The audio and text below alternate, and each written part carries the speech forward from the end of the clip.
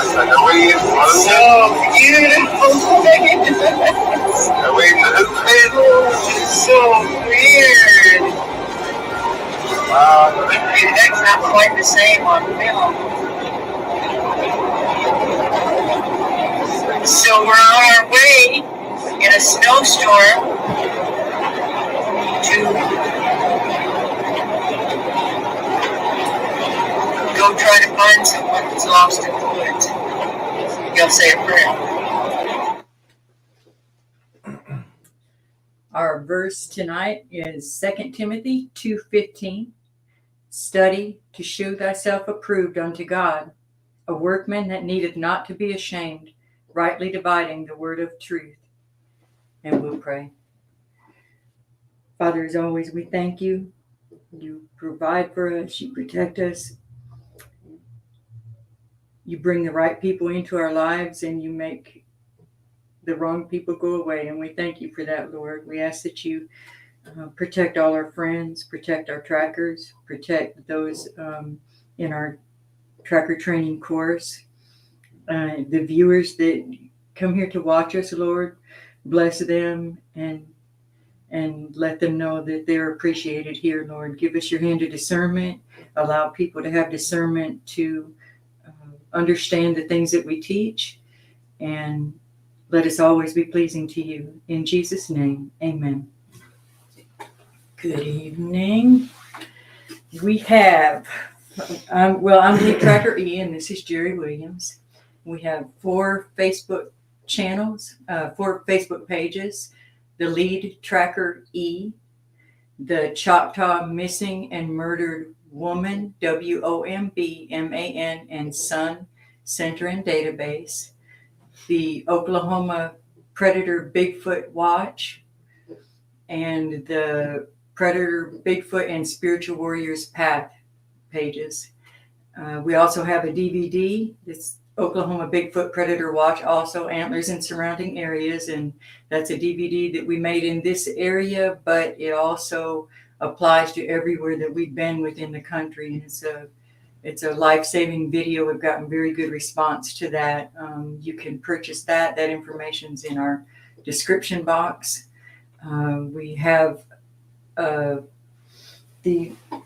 Predator, Bigfoot, and Spiritual Warriors Path let me get those book out. It's also about to be out in Spanish. That version is being translated, so we'll be able to get that to our Spanish-speaking people as well. And the new book, Predator, Bigfoot, and the Spiritual Warriors Path, and the DVD. You can get both.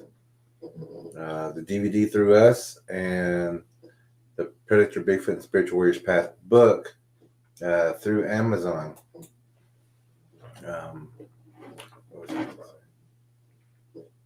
Actually, if you want to purchase this book now, for some reason, Amazon has put that on sale. So get your chance while you can to get it at a little cheaper rate. Let's see, the new Spanish version. This will be coming out soon, along with a new book, Vessels of Hope versus Agents of Darkness. But the new book, it's actually the translated version of the Predator, Bigfoot, and the Spiritual Warriors Path. It's by Grande de Predador y El Sendero del Guerrero y Spiritual. It's a new Spanish version of the Predator, Bigfoot, and the Spiritual Warriors Path. That'll be out pretty soon. We can't wait for that to come out. But also, our new book that we're working on, and we're just trying to finish up and get everything out to everybody, is the Vessels of Hope versus the Agents of Darkness. and it is an intensive on the spiritual side of things, and physical things, with many different forms of agents of darkness. But we go in even greater depth of how to protect yourself. And that's arriving soon. Also, we want to talk real quick about this right here. This is one of our other streams that we have for people who have encounters and miracles. We'll have Lee Tracker E explain this one. This is Tracking Miracles and Encounters. And if you have a story you would like to share, or stories that you would like to share that display God's divine intervention or divine orchestration in anything within your life, we would love to hear about it. We want to get more and more stories of his miracles out there. And it may be something small, but it's important to you. And we would like to hear about those things. So you could come on audio, you could come on video, and you could also just write in and we could read your story if that's more your preference. But we would love to hear your stories because everyone has one if they pay attention. Mm-hmm. Let's see. We also become a Patreon member, help support the tracking channel, help support what we're doing. The Patreon membership is in the description below, as well as Cash App and PayPal if you'd like to help out in that way. Let me go ahead and put that banner up just in case. And we're not going to keep this banner up during the entire stream, but it's up for right now if anybody would like to support in that way. Also, you can support also with the super chat that we have. It's kind of new to us, but a couple of friends have been supporting us that way. We do appreciate that.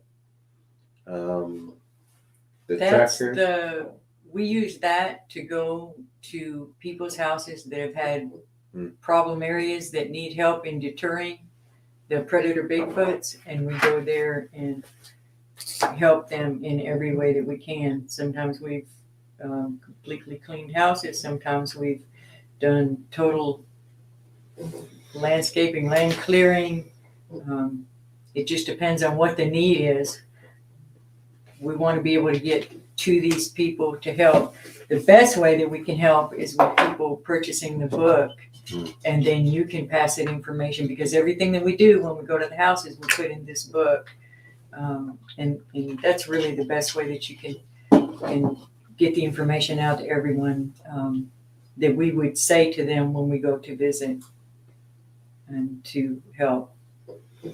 Our tracker training course candidates. Very proud of everybody. Graduation is coming up March 21st. Some people haven't got their test in yet. So if you watch this stream,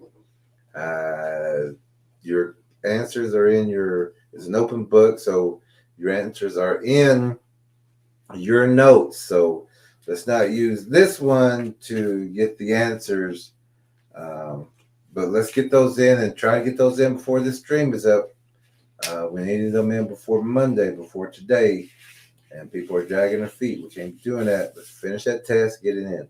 Really, it would be great if you try to take the test without using the open book first, just to see what you know, and then you know what you need to brush up on, what you need help with. And if you do need help, let us know. We've got a live track coming up. That'll be on a webinar. That live track, that's for the tracker training class candidates. We have no scheduled time so be aware. That can happen in the morning. It won't be at night, but it will be in the morning, or maybe even in the afternoon, because we need to set some cams out for more deterrence on some open areas that we've been put some cams in there to kind of lessen the traffic. So you're going to be with us and see how we maneuver. This is for your course, because this is how we would be training each candidate out in the field. So you're going to get to watch what we do and how we do it. And that's coming up this week, very soon. I was going to wear camouflage just as that we're just about to get ready for that, but I thought this shirt looked nice, so I thought we'd just do this. But we are proud of our candidates. They're here tonight, a lot of them. They know these answers. They've already got their answers in. But this is for you. This is for the viewer or the trackers who are not in the course. If you're not in some of the older trackers, let me say some of the more experienced trackers. Let me do that, because we do have some young candidates too, and not all of our trackers are older. A lot of them are younger too. But we are very proud of everybody, and we just want to also let people know that this is a tracker channel. It's not an open forum. It's not a free for all. Although we're going to be lenient tonight because we're having participation with the public or with the trackers who haven't been in the course.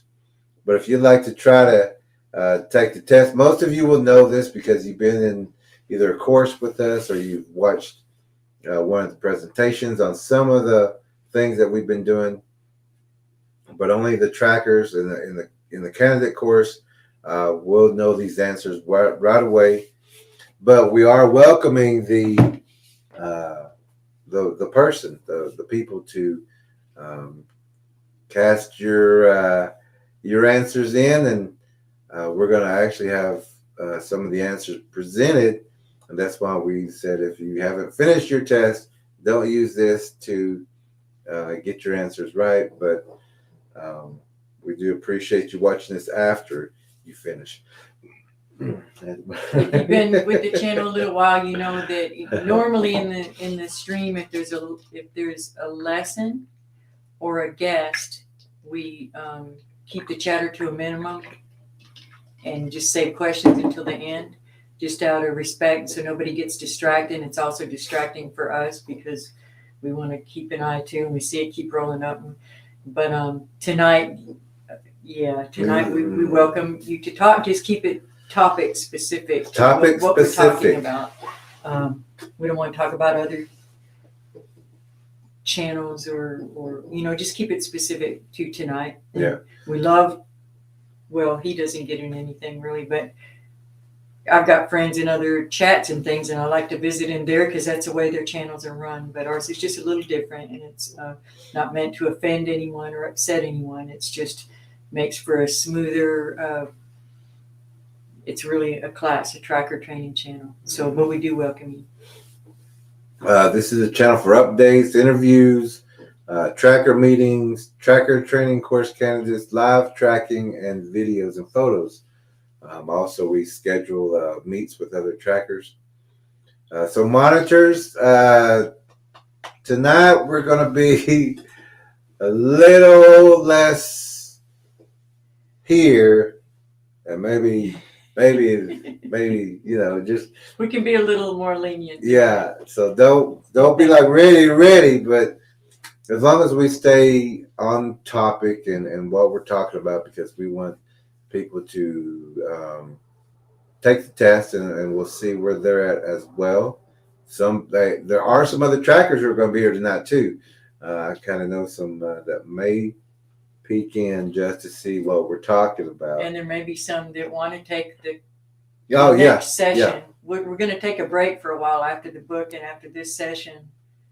But then when we start the next one, you'll be able to see tonight if this is something that you would be interested in learning.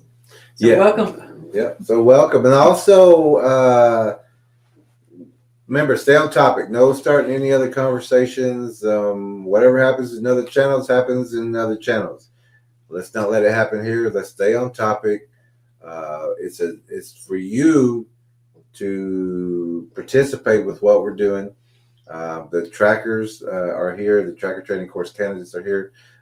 They're going to be, and we want the candidates and the trackers to hold your answers. We know you know them. We don't want you throwing them right out there right away. But at the very end, when we go over the answers, you're more than welcome to help the other people with answers if they need to. But we will be showing some of those answers also. We may need to stifle Bob. Giving you too, Bob. Yeah, don't be giving no answers, Bob. Yeah. Okay.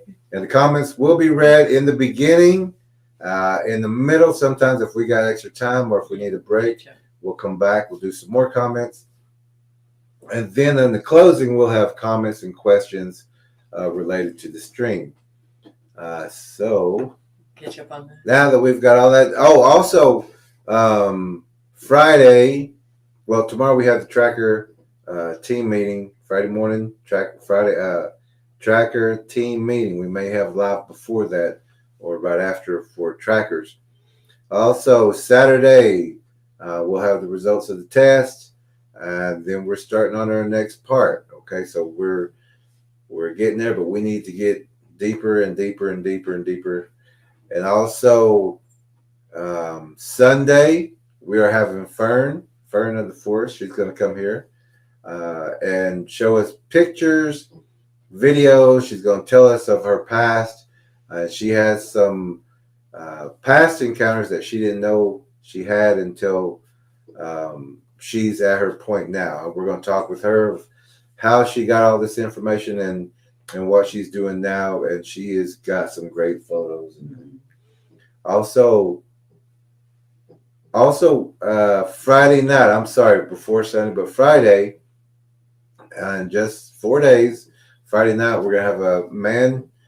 His name is Brian Cantley. He's been having some experiences and some encounters. He's bought the book. He's bought the Predator, Bigfoot, and the Spiritual Warrior's Path book. He had questions, and I know this, and I don't want anyone to take this the wrong way. Uh-oh. But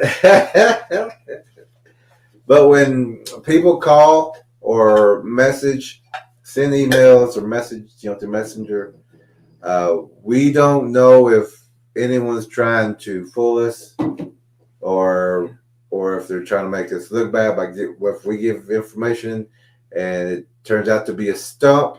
We have to be careful for setups. Yes, for setup. So we want to make sure everything's the way it is. So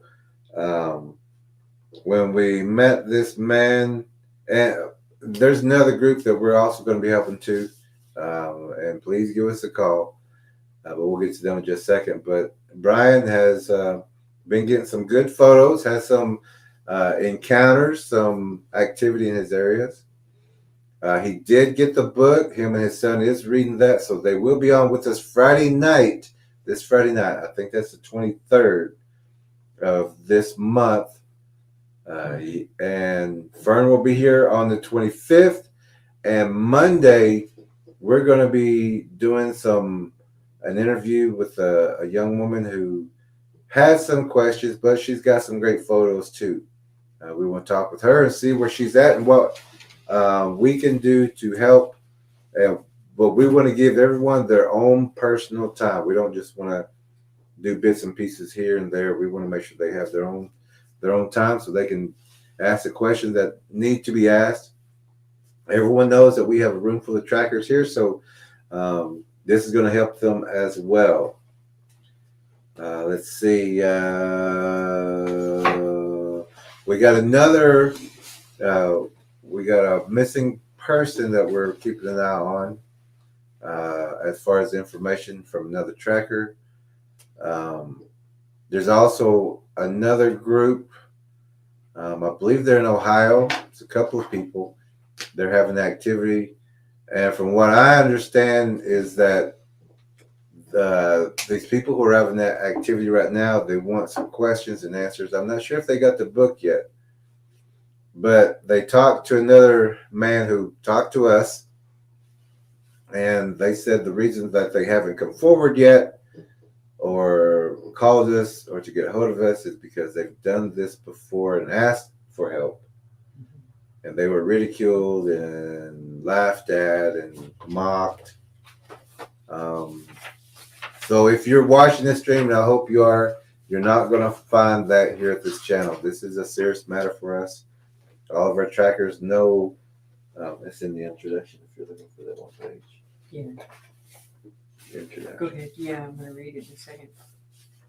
So if you're watching this stream, you come to the right channel. We can help you.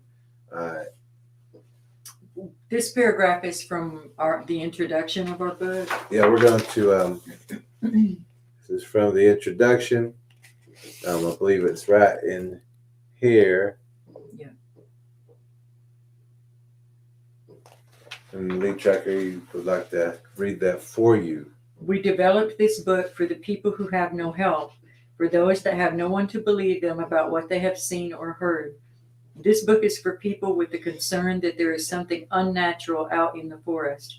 It was written for the people who are ridiculed or scoffed at and not taken seriously by family members, friends, strangers, counselors, or law enforcement.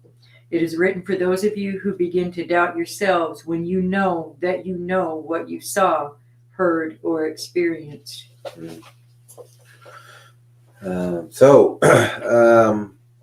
Also on that Friday, this Friday coming up, that is a Q&A also, because he's going to be asking questions that may not be in the book, so you'll be here for that as well. So we'll give those answers as well.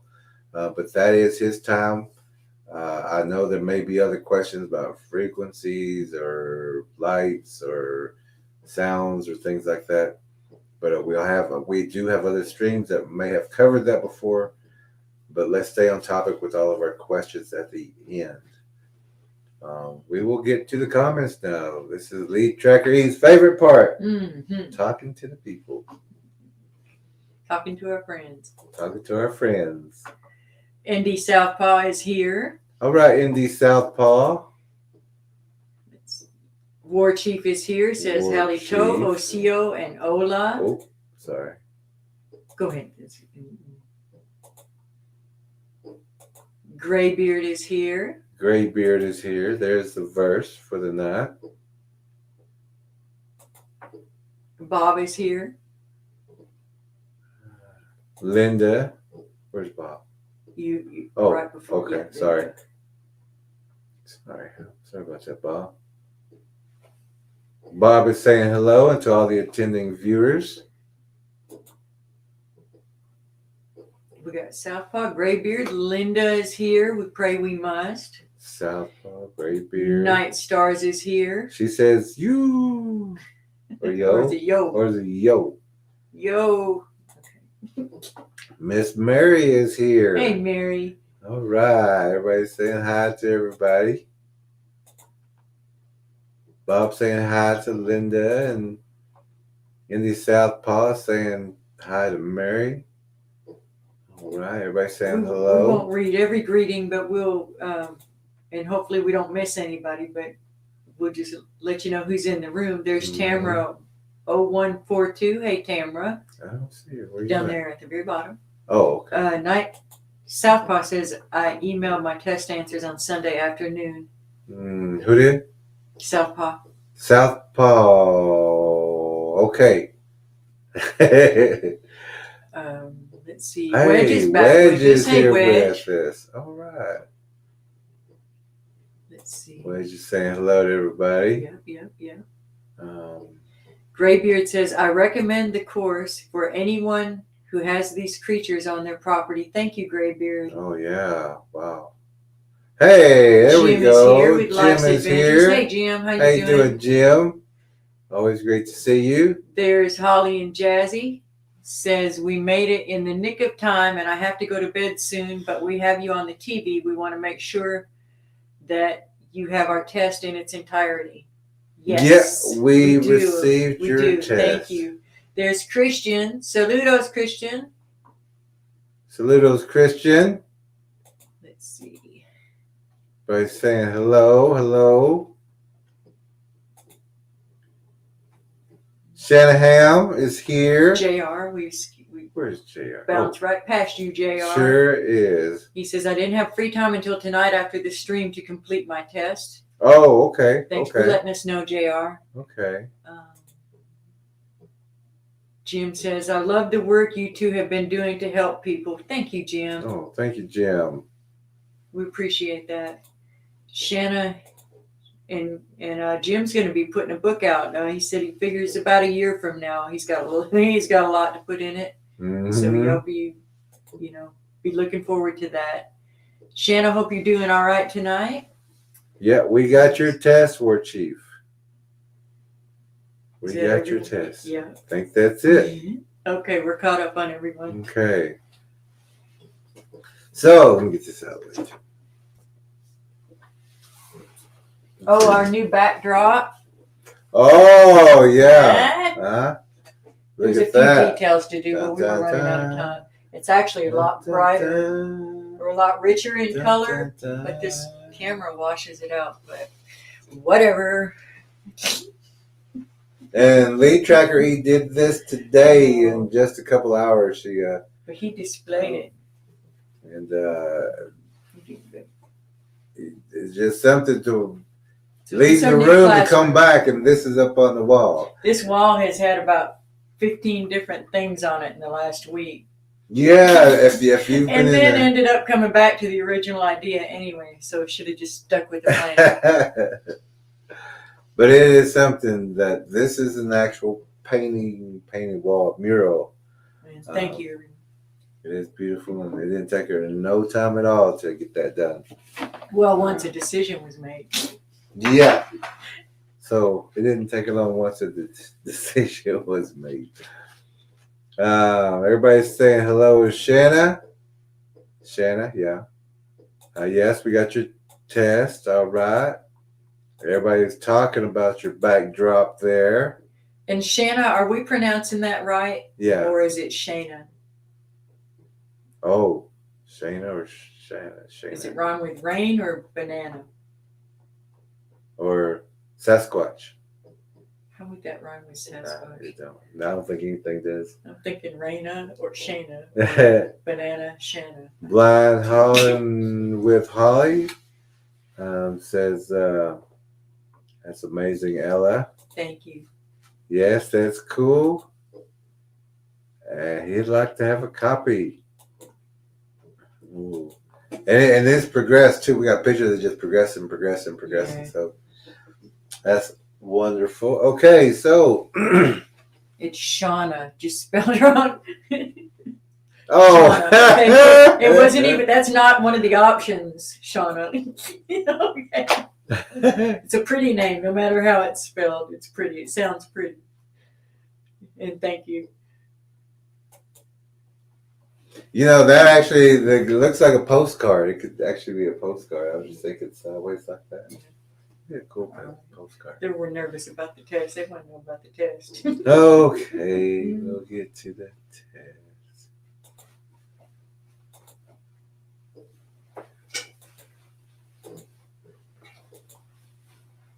Okay, so this is the test. We're gonna give everybody what we're gonna do is we're gonna present the test, and what we're gonna do is we're gonna do the symbols first, and then we're gonna present the test, and we'll do 1 through 11, and then we'll do 12 through 20. We just want you to see how many you can get right on the piece of paper. And at the very end, we will show examples of what we're talking about. But also, we want to see your answers. And candidates and trackers, we want you to kind of hold your answers down. Let's let everyone else have a chance. It's for anybody. It's for, everyone who is not in the course. It's for the people who are wanting to take the next course. And of course, this isn't all that we're learning in the tracker training course. This just barely touches what we've been doing. And if everyone was nervous for this one, wait till the final. But we need y'all passing. We see that there's just a few little niches that we need to get more accurate. There was a couple answers that were just so right there, but we couldn't say yes because it needed just a little bit more detail. So we're going to give you the test. We're going to do the symbols first. Now remember, this is for the public. This is for the people at home. So make your own circles, and we're going to put the little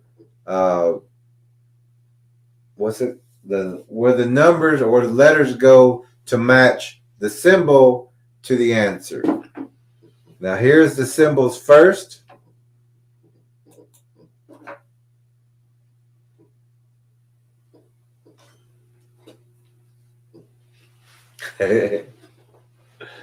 Now this is the symbols here.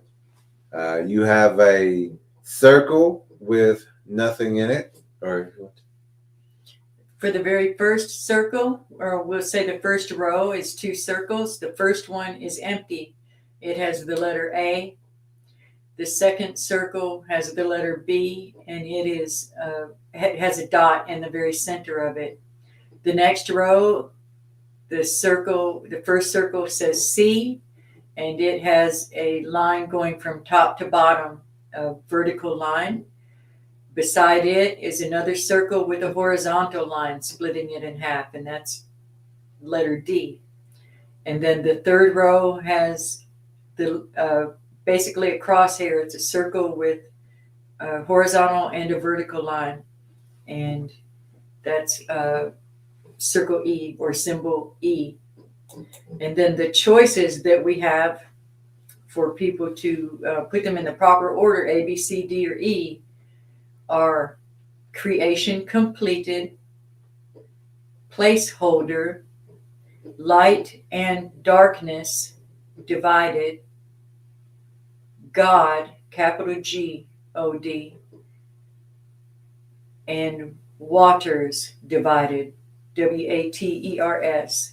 And then we put extra respect if you can identify the relevant verse or verses that we talked about on the first night when we did these symbols, when we explained these symbols, which we, should I get the Bible that we've got them out of? yeah, we can do that. I'll be right back. Okay, now here's these symbols again. We're going to show you this symbol, and then we're going to show you, this is the test symbol, and this is where the symbols, give a second. The very top one is an empty circle. The second one is the circle with the dot. The third is the circle with the vertical line. The fourth is the circle with the horizontal line. And the fifth is the bullseye line.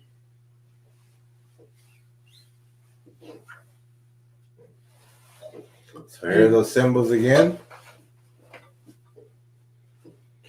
Okay, we're going to match the answer, the letter, to the answer.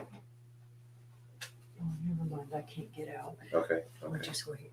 Yeah. Okay. You can put all that out in the next room. Oh, we don't need it.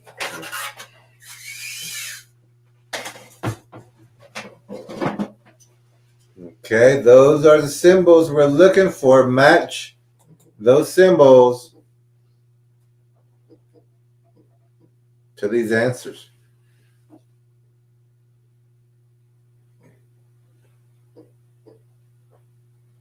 I'm going to give you just a second.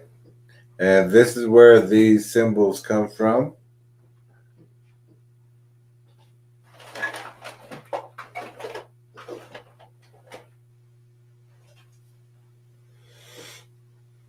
Match the letter to the answer. Match the letter to the answer.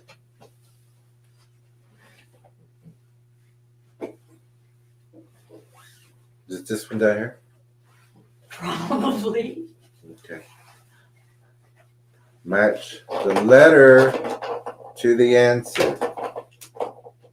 Match the letter to the answer, and candidates and trackers, we know you know the answers, but let's let everybody else prepare their answers, and we'll match them in just a second.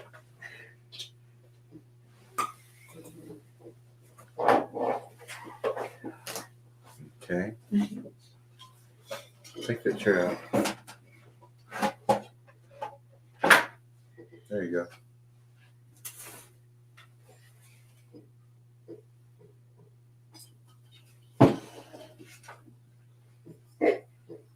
There you go. Give me a second, please.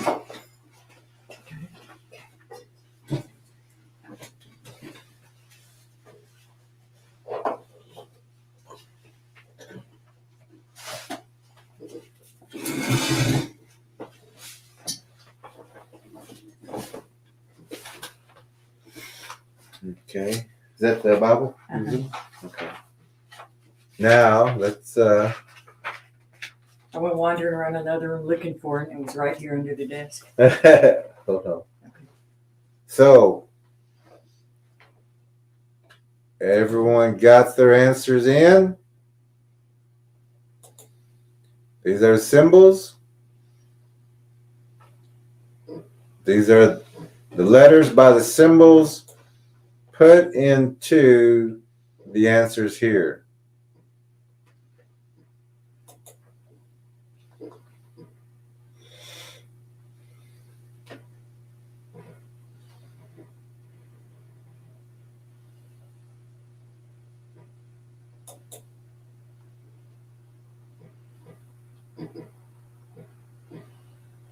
Okay. Did you put the answers over there? Did I want? Oh, put them on here. Where's the answer?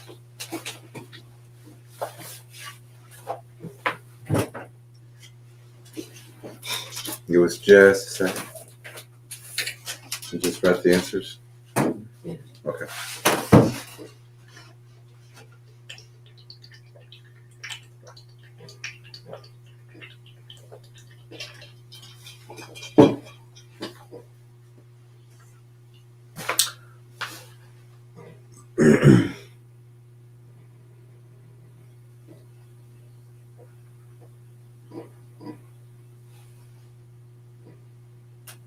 B. No. E. No. Okay. Okay. Yeah. Okay.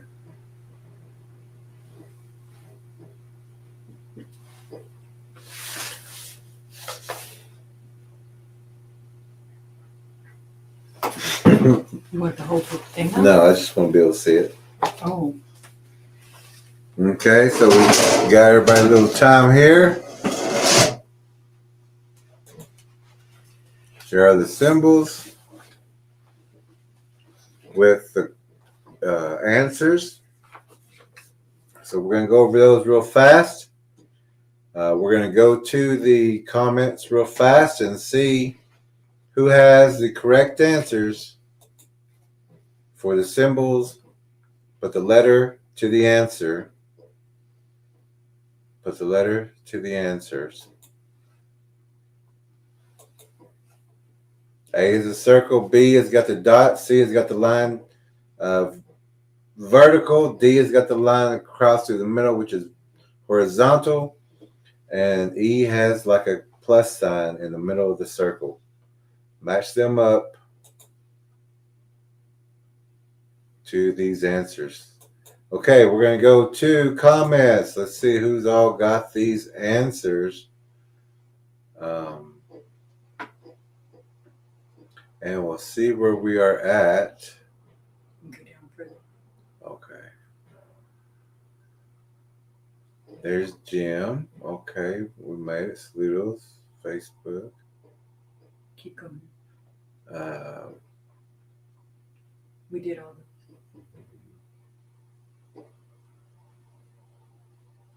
are you sure? yes. Okay. That was the backdrop. Okay, it's amazing, Ella. Shauna's thing is spelled wrong.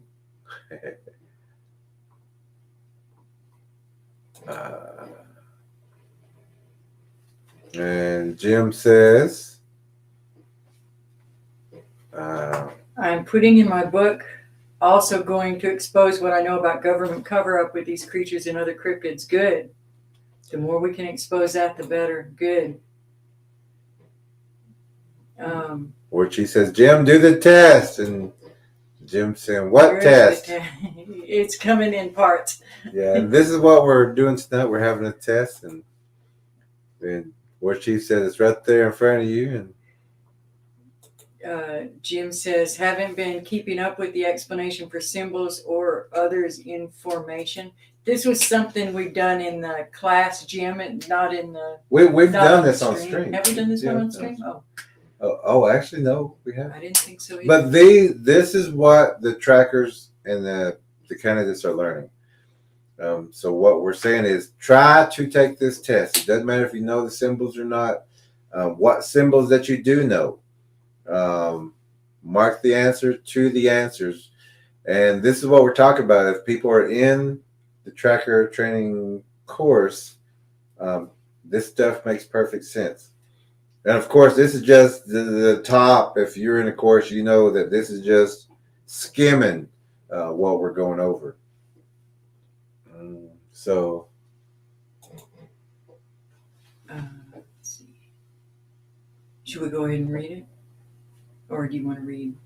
well, let's get through But here. I don't want people to get confused. We should just read these. You did pretty good. Okay, Jim. so you didn't even actually been told this. Either we have all of our trackers in the room, or nobody else has got the answers or don't want to answer, which is okay because we don't expect anybody to really know them. But if you just think about them, you may know the symbols. And thank you, Jim, for putting in answers. Are we ready? Okay, so we've got Jim here. Let's see what we got here. He said, that's not a test, Jim. There's more. Yeah, there's more. We're taking it just a little by little. He says, A is God. No, see, that's how I'm afraid we'll get confused if we. Okay. Well, we got to get his answers first, don't we? Okay. Okay. Just for those listening, we're just reading. These are answers. One of the participants' answers. We're not reading our answers. Okay? Yeah, this is the participation. And we're just looking for people just to participate. If you may know these answers, answer them. But if you don't, this is what we're learning in the tracker training course for the candidates. So what you may not know here, the candidates know. The candidates have already studied this. A is God. This is Jim's answer. B would be the placeholder. Just the reverse of that. Okay, so that one's wrong. A is the placeholder. It's the void. It's the open. The beginning. The D is the water divided. And B. Okay, that was correct. E is the creation completed. Yeah. That's correct. You got everything else right. Yeah. And it and DK is C. Just A and B were flip-flop. Oh, okay. But that one is perfect. You got that one. Good job, Jim. Mm-hmm. You did good, Jim. Creation completed. Good job. Okay, so with the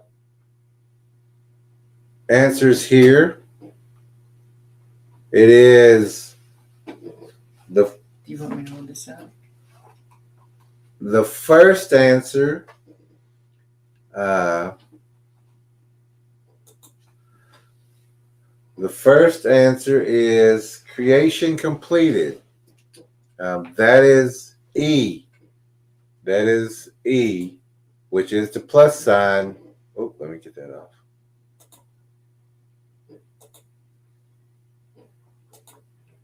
Which is the plus sign with the letter E. That is creation completed. E would be your top one. The next one, the placeholder. The placeholder. And that number is A. That's the empty circle. So just think of the void. It's holding a spot. Light and darkness divided. That is C. Straight down the middle, lightness and darkness divided. So it's a circle split in half from left to right. Mm-hmm. The next one is the God symbol or God's symbol. It's also in this one, and we'll get to those in a minute. It is the God symbol. And you'll find this symbol all over the place. And we're going to show you where we got this one also. So the answer is God. I like that. And it is the letter B. The circle with the dot in the center of everything, is God.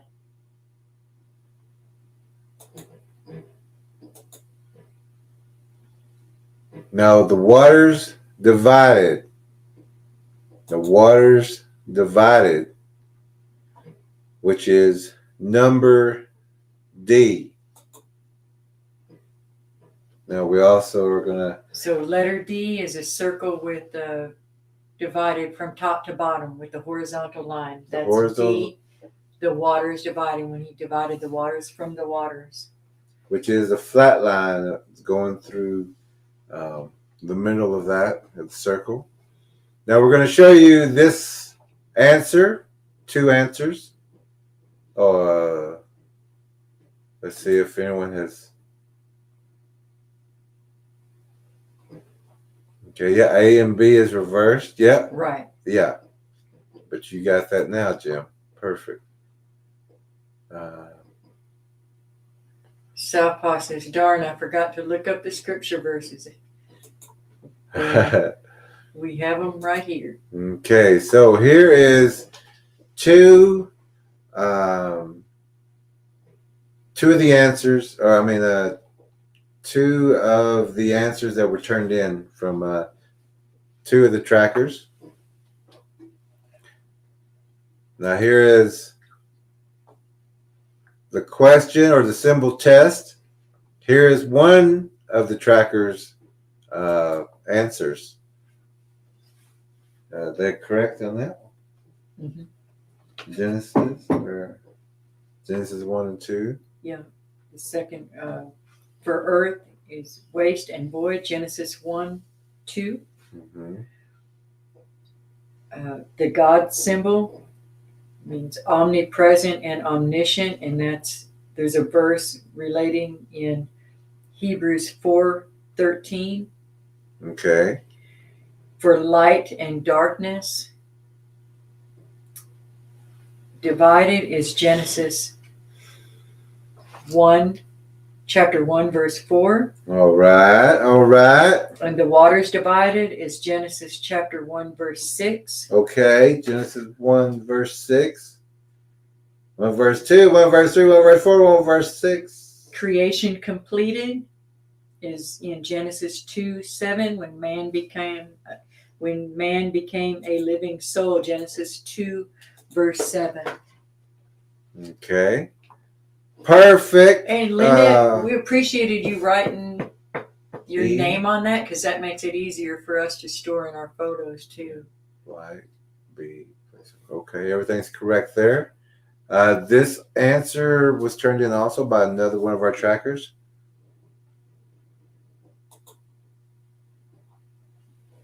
Okay. Okay, waste and void, 1 and 2. Okay. 4, 1 and 6. Is that bottom one right? Genesis 2:7? Yep. Great job. All right. E, A, C, B, D. Who turned this one in? This is one of our tracker training candidates. Yeah. But also one of our trackers. So well done. Well done there. So okay, I remember.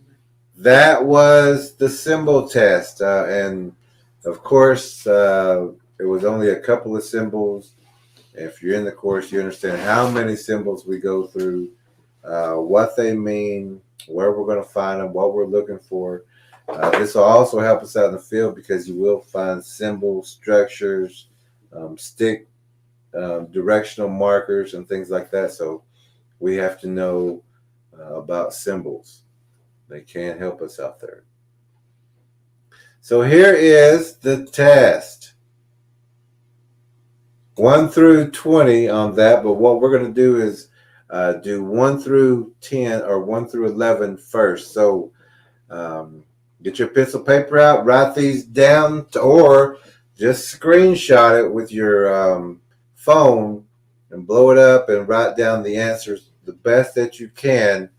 and we'll get to some of those answers, and then we'll move on to 12 through 20.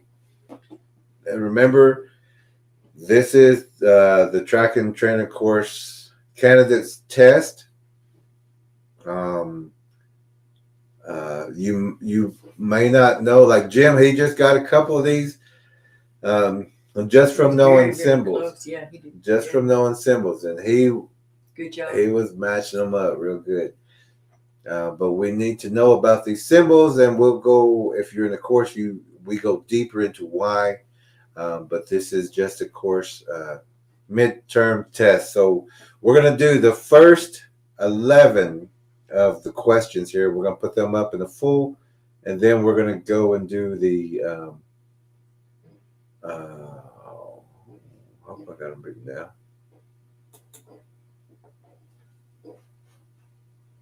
I think those are clear. Okay.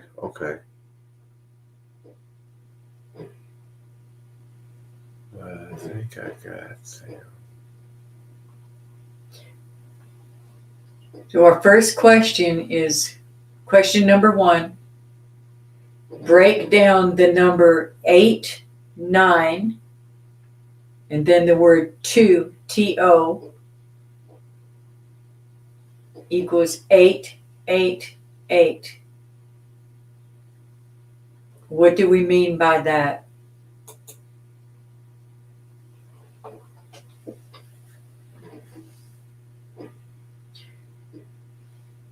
Breaking down the number 89 to 888.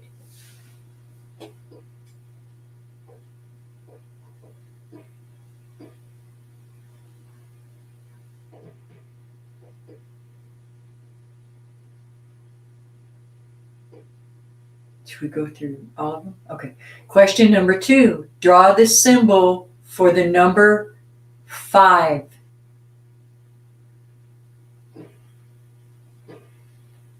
Question number 3. What are the 2 major causes for a body to become sick? Question number 4. What is the top ambush area in the forest? What is the top ambush area in the forest? Number 5. What is the difference between a lost person and a missing person forest? What is the difference between a lost person and a missing person forest? Number 6.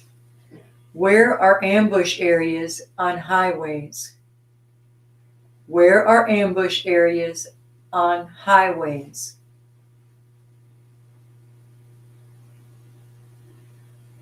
Number 7, how do we train our eyes to see translucent predators? How do we train our eyes to see translucent predators? Number 8, what are the 5 smells we alert on? There are more than 5 smells in regards to the predators, but what are the main 5 types of smells that we alert on? Number 9, name 3 things we're looking for when we find a predator track. Name 3 things we're looking for when we find a predator track.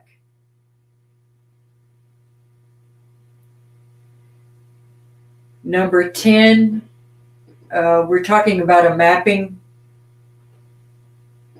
Number 10, make 20/50, 40/20, 30/30.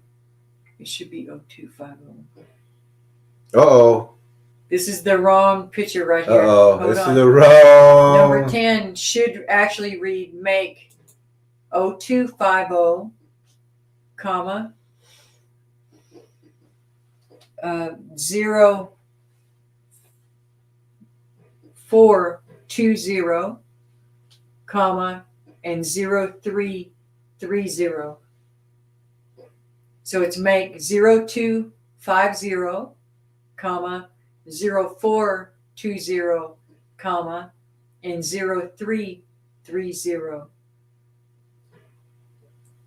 And then number 11, what is a bridge? We're talking specific to our training Is a methods bridge.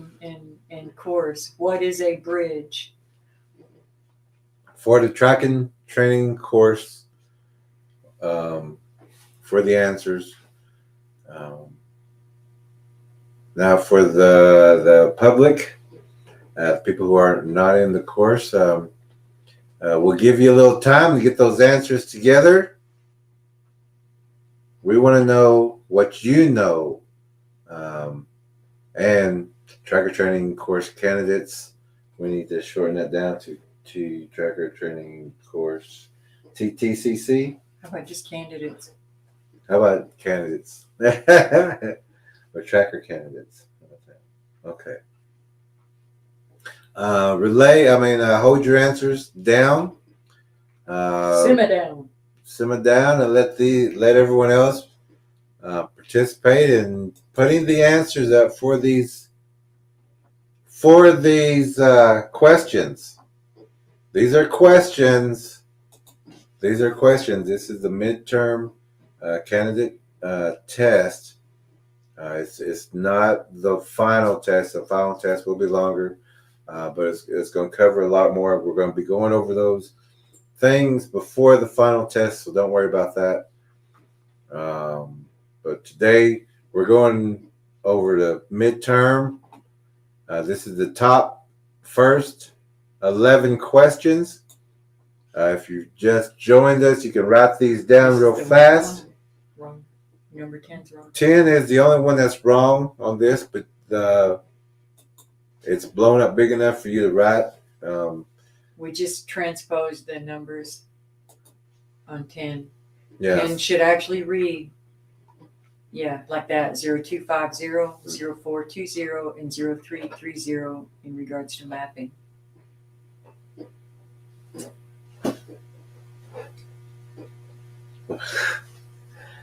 We don't have I to gave tell one them. hint too many. Yeah. So those are your first 11. So it says break down the number 89 to equal 888. The second one is draw a symbol for the number 5. And we're going to go to the comments and we'll see who has this already. Let's see where we're at here.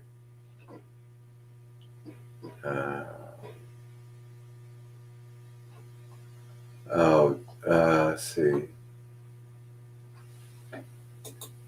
Oh, JR said. you was asking whose that was, and War Chief said, "That's mine." Yeah, I remember it after a second. Okay. And JR is saying, what was the verse for the placeholder? Genesis chapter 1, verse 2. Chapter 1, verse 2. So the placeholder verse, chapter 1, verse 2. Linda knew that was your answer, War Chief. And both of y'all did very well putting the extra verses. Jim says, didn't do too bad for not taking a course. You sure did not. Sure did. Good job, Jim. Good job. Universal symbols, yes, and that's what we're explaining. These symbols are everywhere. We just got to know what these symbols mean and why they're there. Yeah.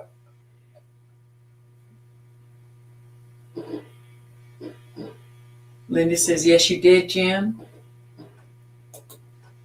Jim says, top ambush area is any area that a cryptid has the advantage. We'll get to that. Oh, don't say it yet. No, we'll go.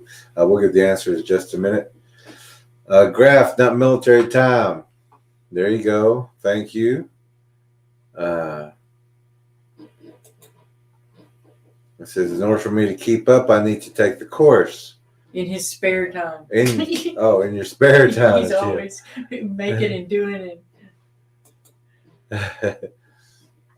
Lyrical Jazzy says, I took great notes, only if I could read them. I have such a chicken scratch. And Mom, LOL, wrote her notes on top of each other on accident, and I couldn't decipher it easily, LOL. But we tried. Anytime you need to get a hold of us, for extra help, may take us a little while just to, for some reason, not getting alerts on messages on the phone. So until I go actually look, we don't see those. But just reach out, get a hold of us somehow, and we'll help if there's something you need. And I do the same thing. I'll take tons of notes, and then I go back to read them. I'm like, oh man, I can't read what I wrote. Oh, done that before too. Especially if you got a small board and you're just having to write as much as you can. What is the next? Okay, so here are the first two questions again. Break down the number 89 to equal 888. Also, draw the symbol for the number 5. Here are the answers for those first two questions. This was sent in by one of the tracker candidates in the class, in the course. We thought this is probably the best answer, but we do have a couple of more. So here we go. Ta-da! All right, tracker candidates. We appreciate your efforts to work, to get your work done, to follow it, to learn it, to be able to put it together. For writing legibly, huh, Jazzy? So this is the answer to question 1 and question 2.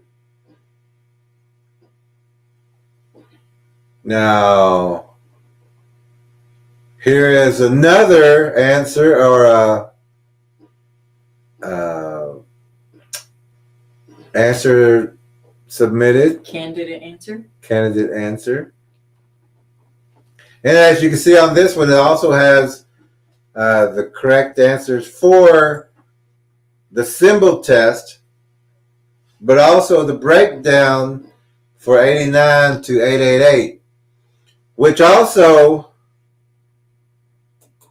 is a correct answer. The flower of life symbol is the number 89 also. If you're in our class, you know why that is. So we're looking for the breakdown for the 89, which is the flower of life symbol, which is the 888. So here is the breakdown, which is the flower of life symbol there on the right. Now just below that, draw the symbol for the number 5.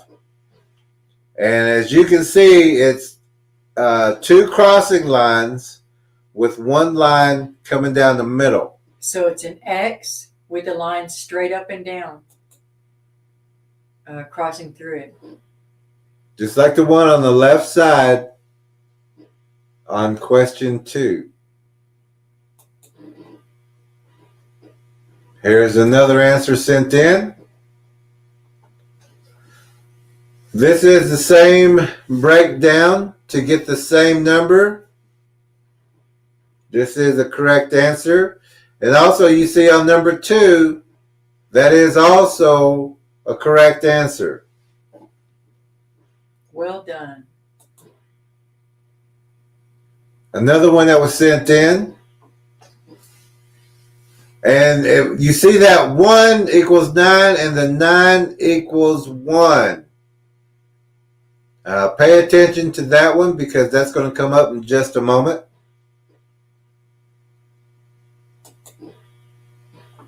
This is also the correct answer. This is the flower of life. This is the breakdown of 89 to equal 888.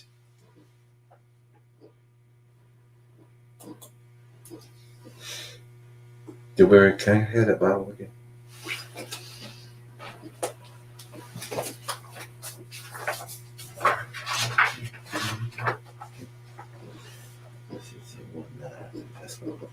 This one? Yeah. We may be able to put this up to the screen. But this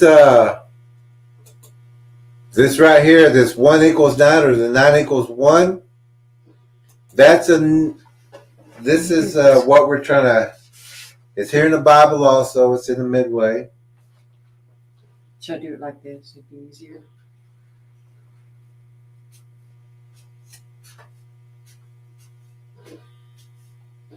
Yeah.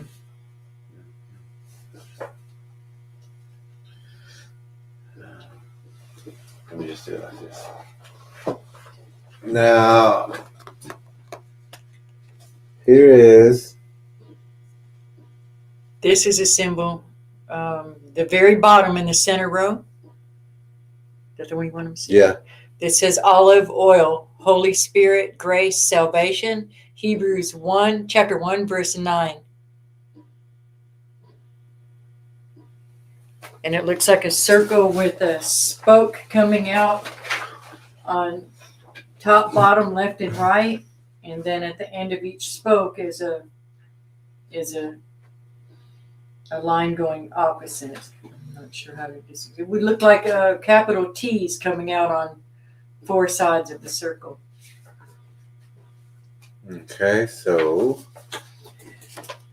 Oh. Oops, sorry.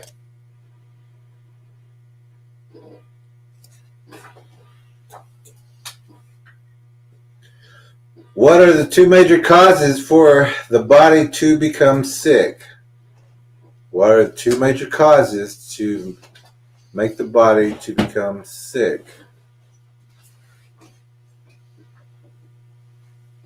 What are the 2 major causes to make the body to become sick?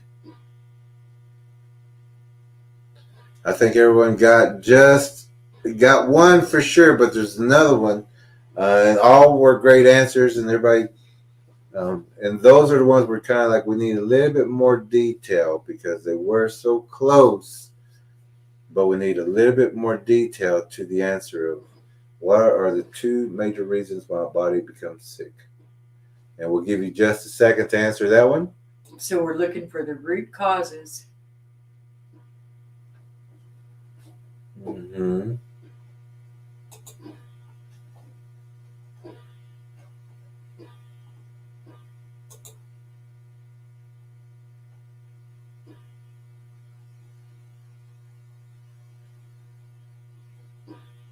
Jim says dehydration and anger or hunger. That's actually a really, really good answer. It's not the correct answer. It's not the answer, but it's, you know what I mean. It is great. It was great to come up with. And that's what we're talking about. Everyone had just problems right there, but we're looking for specific answers. What are the 2 major reasons why a body can become sick? There's 2 major ones, and you can find this in the medical journal. Any medical, even the homeopath will have this same reason. If you look it up, and you can even type in what are the 2 major reasons a body becomes sick. And we went over this in our tracker training course. Went over minerals, the vegetables that carry minerals, what our deficiencies are, how to identify them, how to eliminate our deficiencies, and how to become more higher in our. Well, I almost gave off an answer. Jody Albrecht also. She's like, "Stop! You're about to get the answer." Jody says, "Good evening, everyone watching and learning," and their response is stress and imbalance. Also, stress and imbalance, all good answers. But we're looking for 2 specific things of why 2 major reasons why the body becomes sick. In our tracker training course, but everyone was almost right there. But it's like you got one great, but the other one was kind of borderline-ish, or you got the other answer great, and this one was just a little borderline-ish, but we need the 2 major reasons. These are all intelligent answers. Oh, yeah. JR says immune system breakdown, contact with disease. See that's almost, but we're looking for a specific. That's saying it, but We need it. Everything everybody's saying is Specific. important. It Well, is. Wedge says stress and negative energy also important. And Graybeard says Fauci and Gates. Okay. That one is a special extra bonus answer question. So, um,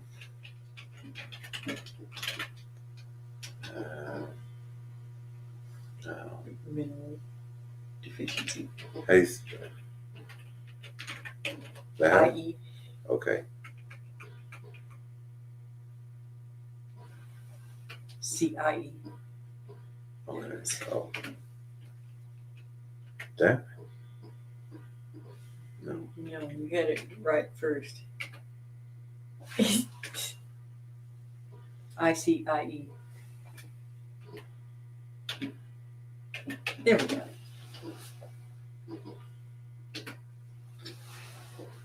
Okay, so Fauci and Gates, and Night Stars like that answer. Jody Albright like that. Jody Albright. And I ditto on that one, he says. Okay, the 2 major reasons why a body can become sick. 2 reasons. We're going to go ahead and answer that real fast. Now, this is in our tracker training course. We go over the minerals. We do every tracker individual, and we teach every tracker individually how to use the healing system to help family members, loved ones, or to heal anyone that they would like to help. But the answer is ding, ding, ding, ding, ding. It's in the comments. Or If our system is acidic or has mineral deficiencies. So this is why right away, first day or second day, we tried to get all of the candidates on the cell salts, the mineral cell salts. And then we did a class over that. And then also to get the pH balance correct. You don't want an acid system. You need proper alkaline. Should I go get the little things or not for now? Are they in here? There's, but I was talking about the strips for the alkaline. oh, yeah. I'll go grab them. Okay. We got. Excuse me. We got to work something out on the space in here a little bit.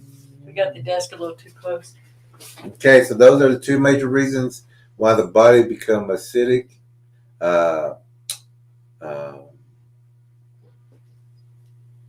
When the body is acidic, or the deficiencies in our bodies, which we all naturally have 3. If you're in the course, you know we have at least 3, but it depends if you were premature or not. Indy Southpaw says, those are the answers I gave. Okay, I knew there was one that had them perfect. Here we go. Excuse me. Okay. Now, We're not getting up anymore. We're too crowded in here. yeah, we'll figure it out next time where we just have a little bit more space. Yeah. So this is something that you can get. This was from Walmart years ago. It's pH strips.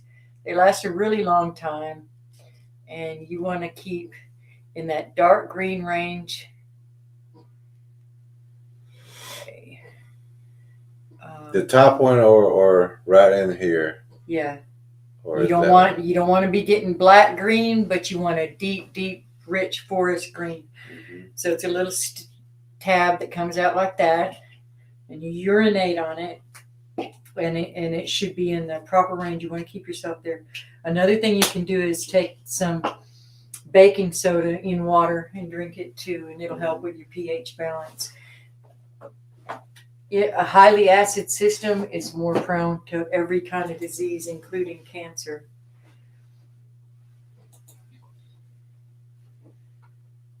And then did you show them any of these? No. And these are just one sample. There's all kinds of mineral cell salts out there, all kinds of versions. But this is what we have. Thank you to Cobalt, which I haven't seen her in here tonight. But this is what we take, and I used to be on between 7 and 8, just depended on the time. Different medications, everything from thyroid to COPD, asthma. I'm telling you, my lung conditions that almost took me out many, many times over my life, completely healed.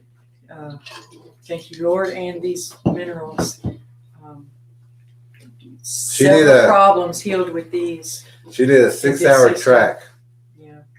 Up and down, up and down, up and down mountains. Made it all the way through. Some of them remember that track, though. I got dehydrated, and like the minerals were good. I recovered them, but and when you go through a track like that, take some before you go and when you get back, because you're going to deplete. Yeah, that was last year in that ridiculous weather. Oh, it was hot. Okay, so let's get to. But other than that, in all these years, that's the only time I've ever. It was a good hard 6-hour track. That is true. That is true. That was a 1-hour track, but I had been on those minerals. And we were kind of dragging after those last bit of, when we're coming out of the mountains, coming out of the woods, we're going back to minerals for a little while too. Yeah. Yeah. I think, but we had some. That's why we recouped. Okay. But we were going back to meet with some other people that they knew that we did the track. And we was tired, dehydrated, not enough water because we didn't expect to be out that long, or expect that the track was we didn't know it was like this. Instead of like this over a hill, it was like, you go over that mountain, you go over that one. Not huge. Well, one was pretty. All of them pretty high. Okay, so let's go to the next one. Let's see what we got here. Anyway, keep your pH balance up and get those mineral cell salts, and you will be so much healthier than you are. And a tracker training course, we do go over that, and sometimes we do streams. I think we have done streams. People around us are steadily sick. Yeah. We're just unless they're listening, and then they're getting over sicknesses quick and stronger. Yeah, I guess that came out wrong. I didn't mean it. Okay, the next. Where are we? Oh. Which one? What is the top ambush area in the forest? What is the top ambush area in the forest? This is where more missing people are reported missing from this location. Jazzy's got to go to bed. Good night, Jazzy. We'll see you next time. Oh, okay. Good night, Jazzy. Have a great night. And get ready for school tomorrow. Jim says, dehydrated is being acidic and hunger would be deficiency. Yes, and you're right. That's why we said they're good answers too, but we're specifically looking for the pH balance and the mineral cell salt deficiency. And then, yes, both of those would lead to that. Yeah. Yeah, but in the tracker training course, you would have wrote down acidic and deficiencies. We wouldn't have. Well, I'm just saying that we wouldn't have to explain what we mean. We know deficiencies and the acidic in the body. But it's good answers. Good answer for sure. This is where Jazzy is having to head out for the night. Hugs to you and your mother, and you're shaking your hand to your father. And we're glad that he is helping you with your homework. Everybody saying that, Jazzy. And Jim, with the program that we're talking about, we go specifically for each individual's body, which minerals that person has a deficiency in based on when they're born, and that makes a difference too. So there's a reason that we're talking about these specific minerals, not just food in general, because everybody's eating generally the same kind of things. But if you do it in this system, we tell you exactly what you need for your body. We've got a couple shows on it, how to do it. Jazzy says, how long am I supposed to be taking all the minerals I need? What am I able to go down on my pills? For Holly, we want you taking all of them. Until the entire first batch is gone. Jazzy, halfway through, start tapering back down. But increase with your vegetables. When she said pill, we're talking about tiny little, they taste sweet, almost like sugar capsules. Yeah. And they just dissolve under your tongue. Or you can crunch them. Yeah. Some dissolve, depending on the brand, some dissolve much easier than others. If you had to go get an IV, you would get all the minerals in it. So, this is what they would put in you. Yeah. To get you back on balance, back on track. And depending, like we teach in the class on this, even if you're, oh shoot, I just lost that thought because I just saw a message come in from someone. Sorry. Everybody saying good night to Jazzy. And she said they start taking the mineral salts second week in January. Great. Holly, take them all the way till they're done, and then y'all can start tapering off. Since Jazzy's so young, just do half and then start tapering off. I remember go to 2. The 3 months. Every person's naturally 3 months deficient, and that's what we teach. And if you're born early, you're going to be even more months deficient. So there's each one of these minerals has a certain number, and it corresponds to those months deficiencies that each person has. We don't sell these or anything. There's a ton of brands out there. We're just sold on them. You know. And it's a lot to explain. Yeah. It's usually about a 2-hour segment when we go over the minerals and everything. But if you're in the course, we went over that and probably spent 3 hours with that. Yeah. Just on the healing. But Jim, also there's a further back in our videos or live streams. There should be a healing one too. Yeah. Yeah. Look for some old videos. So we got some. Lyrical Jazzy says, oh, did we already get that one? They started taking the mineral cell salt second week in January. Shauna says, I got to get some. I've never heard of them. Oh. Yeah, they've made a big difference. You need to get them. Everyone, like Lead Tracker, he was saying, everyone has 3 deficiencies naturally. If you correct your deficiencies, you don't get sick anymore. It's easy as that. But that is also in our tracker training course where we explain, we go over the minerals, we go over the charts, teach how to heal, teach you to heal. It's neat. And it's food-based. Yeah, and food-based mineral for each water. person. Yeah. And everyone's different. So like diabetic people, they only get one medicine for the entire diabetic community. All over the world, you get one pill. They have a lot of people on that shouldn't be on it too. And if they can't get it on their hand, they'll increase it. Yeah, they had me on that too. They had me on metformin at one time. Okay, so what is the top ambush area in the forest? Anybody know the answers? Kill them yet?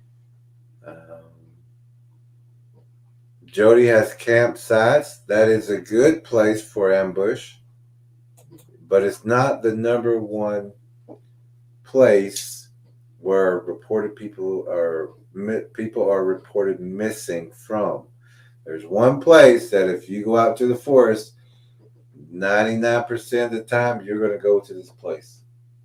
If you can, if there's one around. If there's one around, you're going to go and try to find this place. I used to chase on.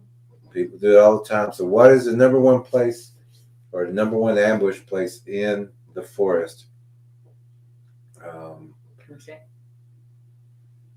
Not time yet. So if anyone has any answers or who might know, the number one place people are reported missing from the forest. There's one place that everyone goes to. Berry bushes. Shauna, that's a very good response. Answer. That's not not what we're looking for, but it's a great response. Yeah, a lot of people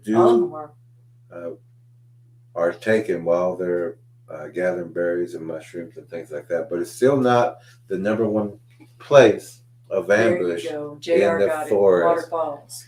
Ding, ding, ding, ding, ding, ding, ding, ding, ding, ding. Waterfalls. Waterfalls. Who don't love a waterfall? Mm-hmm. Who don't want to go take a picture? Who don't want to go get underneath that water or try to find that little cave in the back? Yeah. And when And people it's go got looking, the extra noise. lots of noise. Yeah. Nobody can hear anybody There's screaming, yelling. Debris. Generally a lot of debris around. Jim says the Underground. outhouse, and that is another good response. Yeah. The one that we're looking for is waterfalls, but these are all great responses in all ambush areas. And a lot of these answers are to some of the questions that we got coming up also. Shauna says, I'd run straight to a waterfall. They're mesmerizing. They're wonderful. Us too. I mean, But, if we're like, yeah, hey, there's but a we have to waterfall. be extra careful around them. Yeah. Just yeah. extra observant around them. Lots. When that water's running, that noise is happening, be very careful because you can't hear that noise sneaking up on you. Yeah. She said she'd run straight to a waterfall, but then she says, she says not anymore. Maybe not. Not anymore. Well, there's still people. We just gotta just be aware. Okay, so the next question. Oh, let me get this one off. The next question. We really appreciate you guys participating in this. Yeah, this we is love fun it. for us. We love it. What is the difference between a lost person and a missing person forest? What is the difference between a lost person forest and a missing person forest? How would you know whether they were lost or missing? Yeah. How would you know if you got caught the track? Signs around you. Somebody's not there. How would you? We're listening for certain things when we go into our woodline, into our forest, or certain things that we do before we even go in. We want to know what's going on. So now, how can we tell if it's a lost person, forest, or a person who was taken, a missing person? We talk about missing persons. We're talking about that person that's supposed to be at that campsite while everybody ran to town to get hot dogs. That hiker who's supposed to be at that checkpoint in 30 minutes. These are people who just vanished, who just disappeared or reported missing. There's a difference between this one and a person who is just lost in the forest. What are the differences? There are differences that we look for. When we go into the forest, we want to know what kind of forest we're going into. We want to know what's going on before we venture in. And if you got search and rescue teams before you, you can't figure this out because they're going to just tromp. They're just trying to make noise and try to scout like a high school kid probably would do it. They're not trackers, so they don't know what they're looking for. So, what is the destroy difference? More evidence. Yeah, they than destroy more than what is useful. But what is the difference between a lost person forest, not a reason this person is lost, not a reason this person is missing? We want to know what the forest is like. If a person is lost, the forest is different than if somebody was taken. That forest is different also. So we're going to wait just a second before we give that answer out. And we do appreciate everyone. And the candidates know these answers, but this is for the public so that you see what we're doing, where we're at, and that if you want to participate in the next one, you're getting kind of like a heads up preview to see what we're doing. But we need to know what the difference is, because when we go look for somebody calls us, they need help. We need to be very observant before we even go into that forest. We want to know what's going on around the home before we even go into a forest. So we don't see any answers, which is okay too. What is the difference between a lost person and a missing person forest? And we'll give you the answer to that.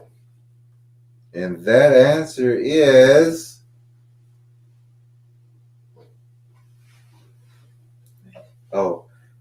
That answer is, if a person is lost, say a child or a dog is lost, there's going to be a disturbance. There's going to be birds fluttering. There's going to be squirrels yelling or chatter. There's going to be birds making noises. The person is going. Bob. And Bob says the difference is the presence of life or not. Hey, Good job, Bob. That's good. Because a lost person, they're going to be making noise. They're going to be calling. They're going to be disturbing things. Trying to light a fire. They're going to be doing things to be found. Be loud, yeah. But a missing person who's been taken, that entire forest is going to be quiet. The birds are making noise because their food or that food has already depleted in that area, and this is why people are being taken.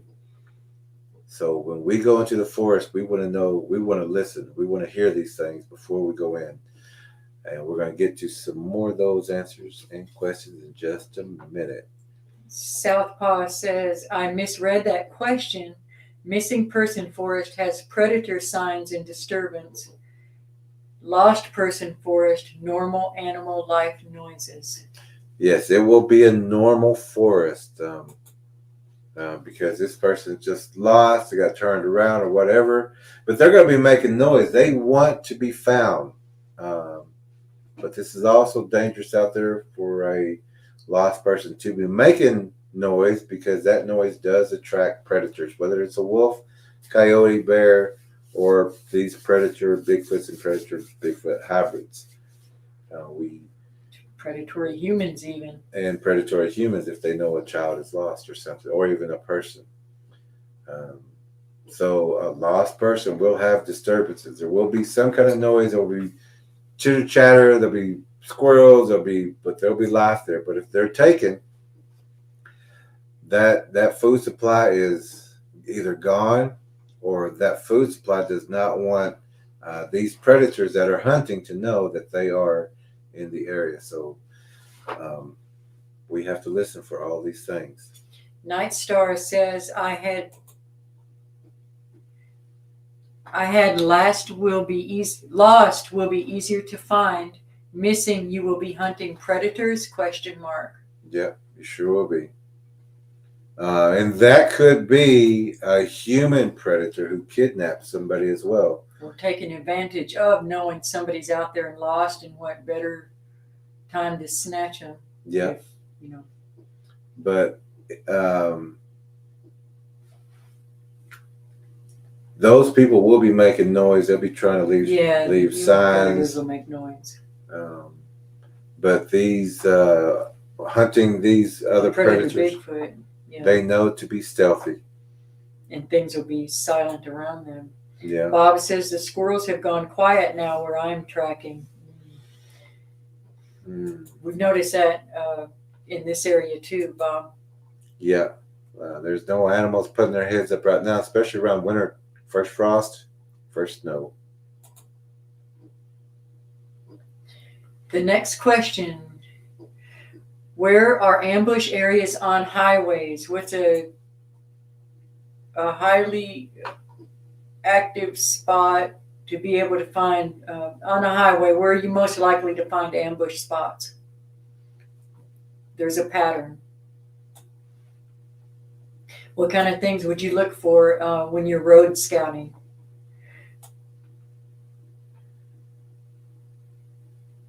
A lot of people don't realize that we can be scouts and trackers even driving down the highway. Everybody doesn't have to get in the woods. You can know the general areas. You'll learn the signs after a time. Everybody's not physically able to get out into the woods, but you can see their crossovers. What's one of the ways that you would know there's a good likelihood that you're going to find structures.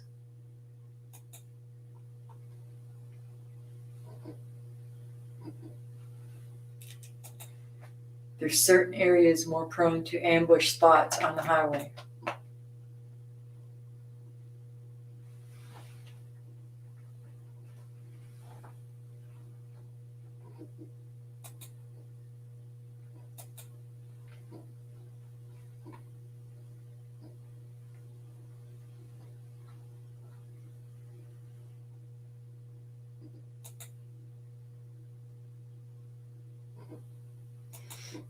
What are ambush areas on highways? We have, ambush areas on highways. Jody says fascinating. Jim says if someone is missing 9 out of 10 times, they won't be found. Yeah, it's an awful thought. Yeah, awful thought. That is a good place. Jody says rest stops. Intelligent answer. Mm-hmm. Not that is a good one. Keep it in mind, but it's not the one we're looking for in particular. Mm-hmm. She says ambush spot would be any place that is not visible to you and is a blind spot.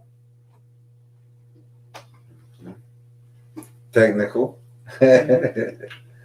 We're looking for a certain thing. Mm-hmm. We'll give you just a few more seconds and we'll. And there's a few indicators. Yeah. Yeah. Everyone's welcome to put their knowledge in right there on what are ambush areas on highways. I'll go ahead and say. Yep. You want to look for anywhere that you frequently see skid marks, squeal marks, roadkill, where there's, just about any day of the week you can go down and there's something smeared along the highway in that area. You look to the left and the right, anywhere around curves, those are also going to be ambush areas. If you see the structure on the right, look on the opposite side of the highway, because many times there's one on the other side too. There will be a bow like this, or and then there will also be one across the street, or there will be pull downs like this. The pull downs, look for those too. A lot of times in those curves, they'll even put something that will catch your eye that's sparkly or metallic, something that's just going to distract you, and it may even be a critter that they flush out in those areas that gives you a shorter, around a curve, you have less time to react. They will flush those things out in that area to cause you to wreck. So the curves are for sure ambush areas, or anywhere that you see the smear marks and the roadkill. And most often there's going to be water fairly nearby those too.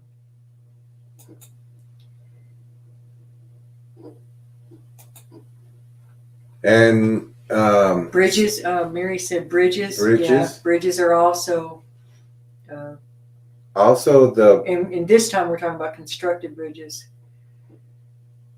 When she said bridges there, as far as the highway goes, yes, there's a lot of times ambush spots near the constructed bridges. Mm-hmm. Also, the bushy side of the highway will be an ambush area. Those where you'll find the potholes right there for people to break down. By the bushy side, the clear side of the highway won't have. It'll be a clear, straight, perfectly paved road. But the side that's got the bushy side, that's going to have indentions, pounding holes, rivets, divots to cause an accident. It'll be this bushy side. That's the ambush side. If there's a natural weakness or advantage in an area, they're going to exploit it. If there's a weakness because there's a curve, they're going to pound to make it worse. If there's mud holes, they're going to dig in and make them worse. They're good.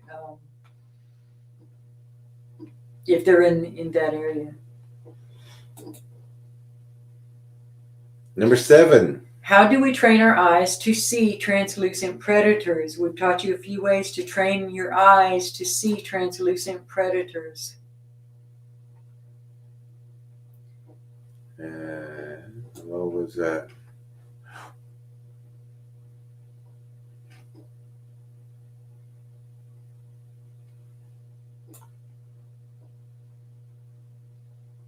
How do we train our eyes to see translucent predators.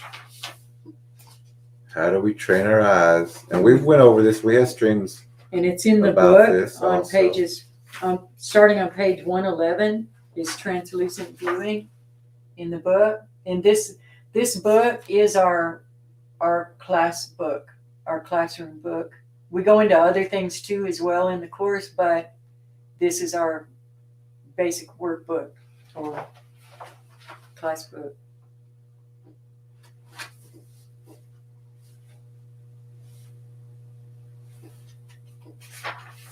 I think I'm missing that.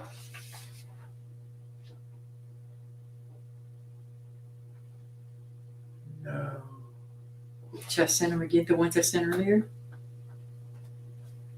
No, it's a translucent one I'm looking for.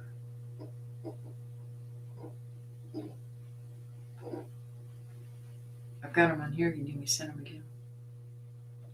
You don't have the one I'm looking for. So maybe I can find it on mine. How do we train our eyes to see translucent? What was the question? Predators. Okay. How do we train our eyes to see translucent predators?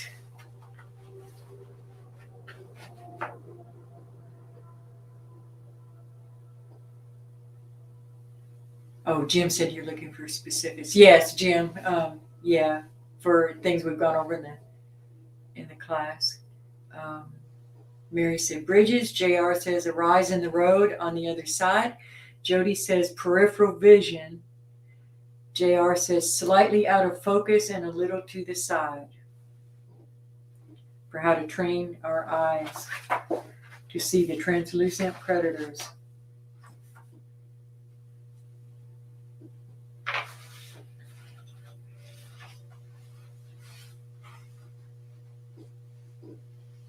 How do we train our eyes to see translucent predators?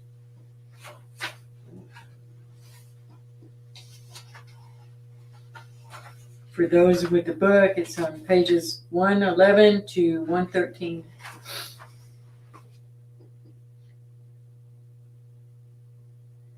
We're looking for a picture here real quick.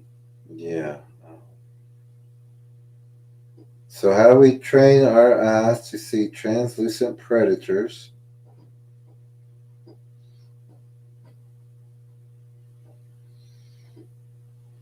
And we'll see if there's any answers here. I already read it. How do we train our eyes to see translucent predators?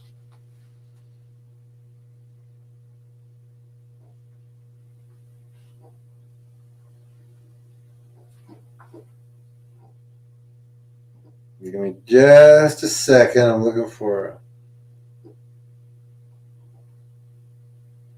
another photo I want to show you.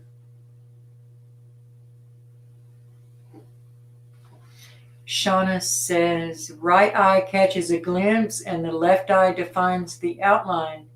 I don't know if that can be vice versa. Shauna's been listening because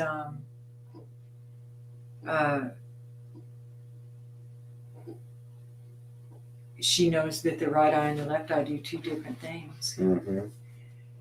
Lost Cryptids Conservatory just entered the room, says, hey everyone, hope all is well. Hello, welcome to the room. How are you doing? Lost Cryptids Conservatory. Everyone's doing good. We're taking a test here. I just looking for one more. For those just entering the room, we're going over test answers for our tracker training class.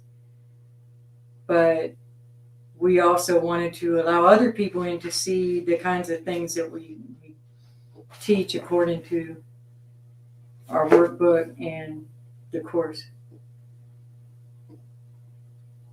We're looking for a certain picture. Give us just a second. So how do we train our eyes to see translucent predators? Jim says,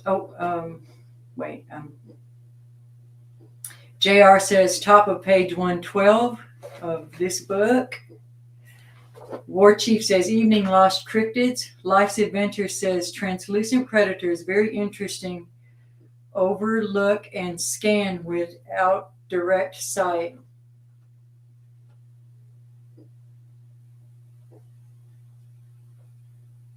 Thank you, Jim. Good. Y'all keep putting your answers in while we look for this picture, please. We've talked about our eyes do two different things.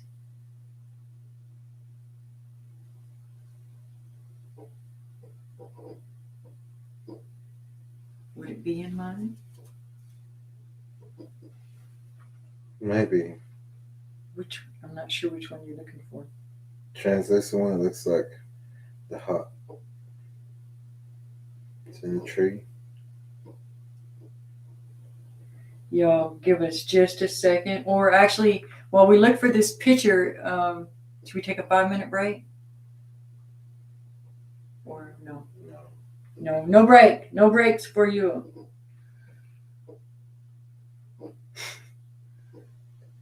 No breaks for you.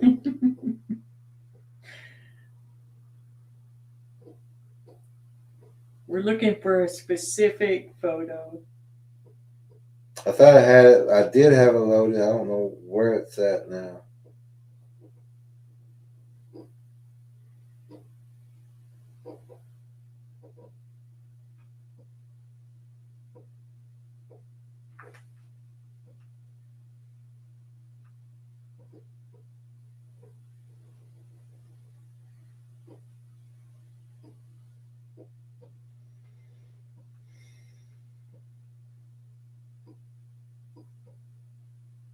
In the meantime,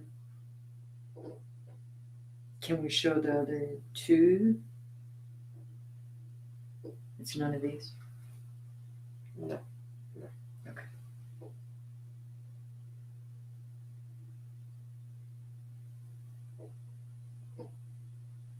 Y'all be patient just a minute, please.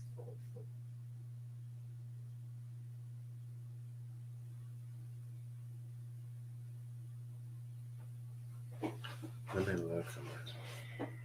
Shauna, let's see. I'll read some more answers. War Chief says, shucks. Shauna says, now I know what my students felt like. Graybeard says, look at the shimmer off. Oh, hold on. Go back to it.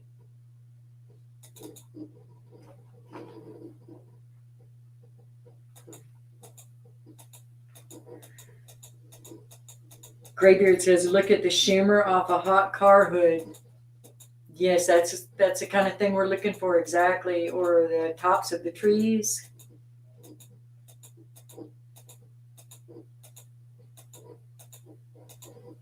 Hold on, he's flipping through these pictures so fast.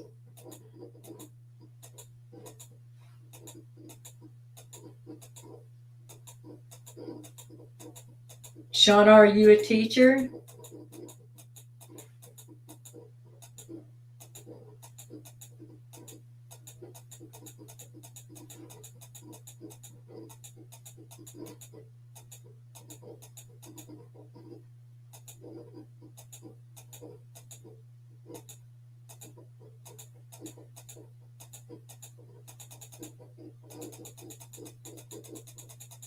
She retired. Shauna was a teacher and retired.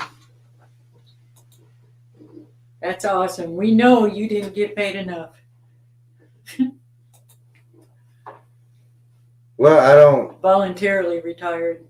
I don't blame you. You couldn't find it. No, I couldn't find it. So, but we got some other photos. Yeah.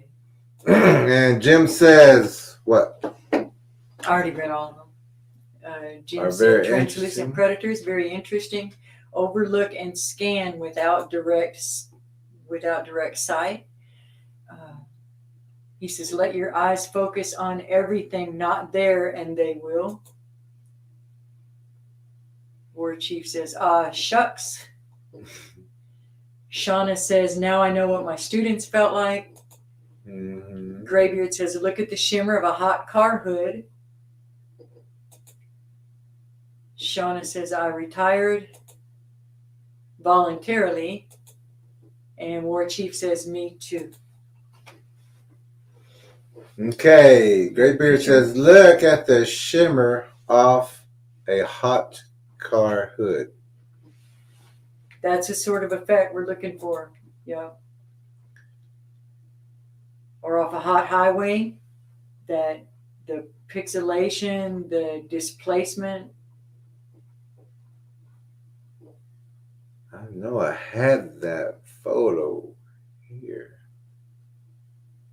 We're taking a lot of time now. Okay. So this is what we're looking for. We had a better one. Well, this one's good too. But this is what we're looking for. We're training our eyes to see these things. This is some kind of beast that's out there. That's why we don't even try to name them anymore. There's so many mutations. But we train our eyes by looking at the hot heat waves that come off of a hot highway, or heat waves off the hot highway. You can use the car hood, any kind of metal. Just look at that metal and watch those hot heat waves. And that's how we train our eyes. And you will see that in the trees. Or if they move and the leaves don't move, you're going to see that shimmer. You're going to see that movement. And we try not to look directly at. You will see more from your peripheral vision than you will directly on. And you also don't want them to know that you see them, because they can become aggressive if they know that they've been spotted. You can also look for, when you see foliage moving but there's no wind and some is moving a whole lot more than other, look in those areas too. Besides the foliage, look beyond to make sure there's nothing else there, that it's not just a small woodland creature. Look at the possibility that there is a translucent there. Once you see it, you will know how to see it. Once you see it the first time, you'll never forget it. Also, like soft focusing, which I think is what Jim was trying to say. You know, when you look at the 3D pictures and you let your eyes just kind of soft focus and you see through and it pulls out, it's the same kind of thing. You're not trying to strain too hard and focus. You're letting your eyes relax, really. And we also need to practice looking further and further. Our right eye can see further back, has better peripheral vision than our left. Our left eye generally is for focusing in. The right eye catches glimpses and glimmers. So we train them individually, but we try to strengthen each eye's deficiency too. Next question. What are the 5 smells we alert on? What are the 5 smells? General smells we alert on? There's really more smells than that, but they basically most commonly fall into these 5 types. And we're talking about when a predator Bigfoot or a predator Bigfoot hybrid is in the area.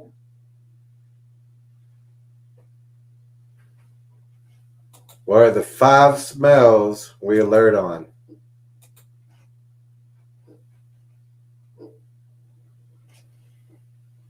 Mary said soft focus for the last question. That's right, Mary. Thank you.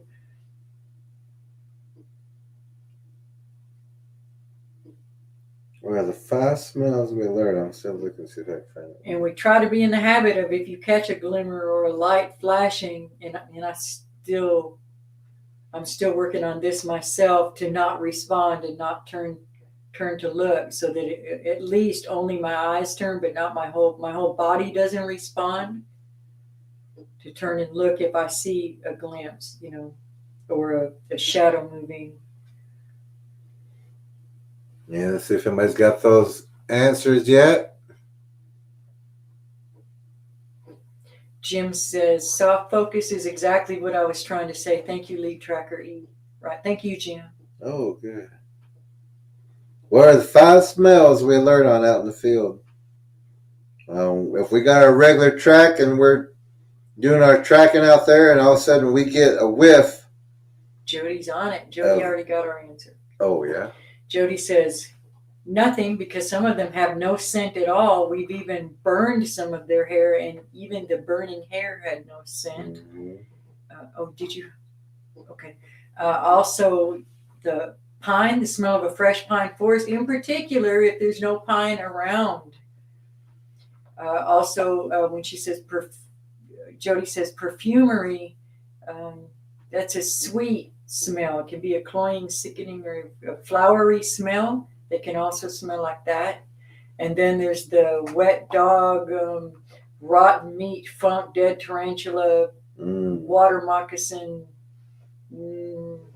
blood, the funky smell, the really rank, disgusting smell. I would combine the wet dog and rotting meat together into a smell. And then the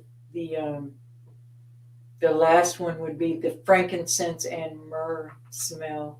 JR says death, sweet, perfume, which I would put sweet and perfume together. Wet dog and excrement would also, really death, wet dog and excrement would also go together. And some people would say in that funky smell, sulfur comes up a lot. Copper or the blood smell also comes up. We lump those all together in one. The funky, the sweet, candy, perfumey, the frankincense and myrrh, the no scent, and the fresh pine forest.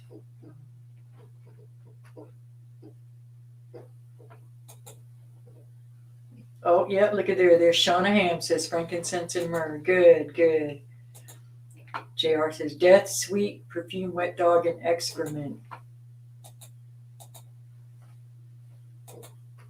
Okay, next question. Name 3 things we're looking for when we find a predator track. What are 3 things we're looking for when we find a predator track? And this is something we've talked about in the class. And there are more than 3? Yeah. So just name off at least 3 things that we're looking for in this track. Are you still looking for that picture? Yeah. He is driving you crazy. It is. 'Cause I had it loaded, and I'm like, what was right there? Jim says the vegetarian ones smell like sulfur, and sulfur, people don't know, it's like sewer or rotten eggs.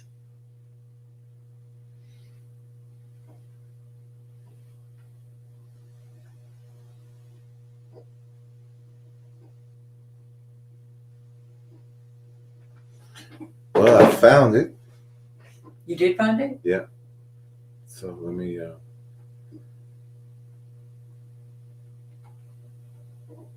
Okay, we're going to back up just a little bit because he found the picture But what was the question? he was looking for.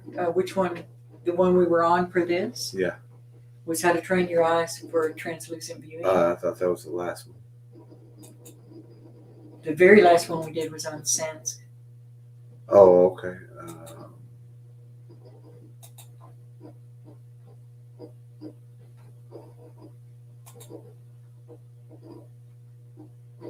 Well, name 3 things that we're looking for on the predator track. Name 3 things we're looking for when we find a predator track. There's more than 3, but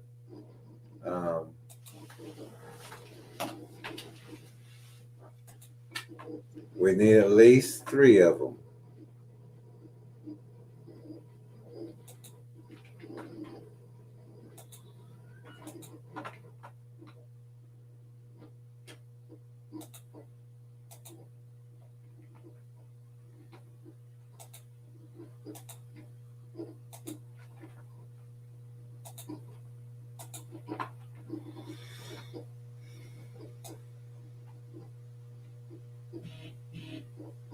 And I want to show you those, the translucent viewing again real fast. This is a predator that's out there. This is through translucent viewing. And some people may have to back up to see it even better. But here's also the hot heat waves. If you look at this looks like the heat waves or the hot heat waves off of a hot highway or something hot. These waves look exactly like that, and they're on these predators when they're in the translucent state. Here's the other photo I was wanting to show you. This is the same thing. The hot heat waves. Looks like little black or dark gray lines that are just kind of put together. Almost pixelated looking, but to your eyes. Almost pixelated. That's what we're looking for, and that's what we train our eyes to see. This is what our eyes are training to see.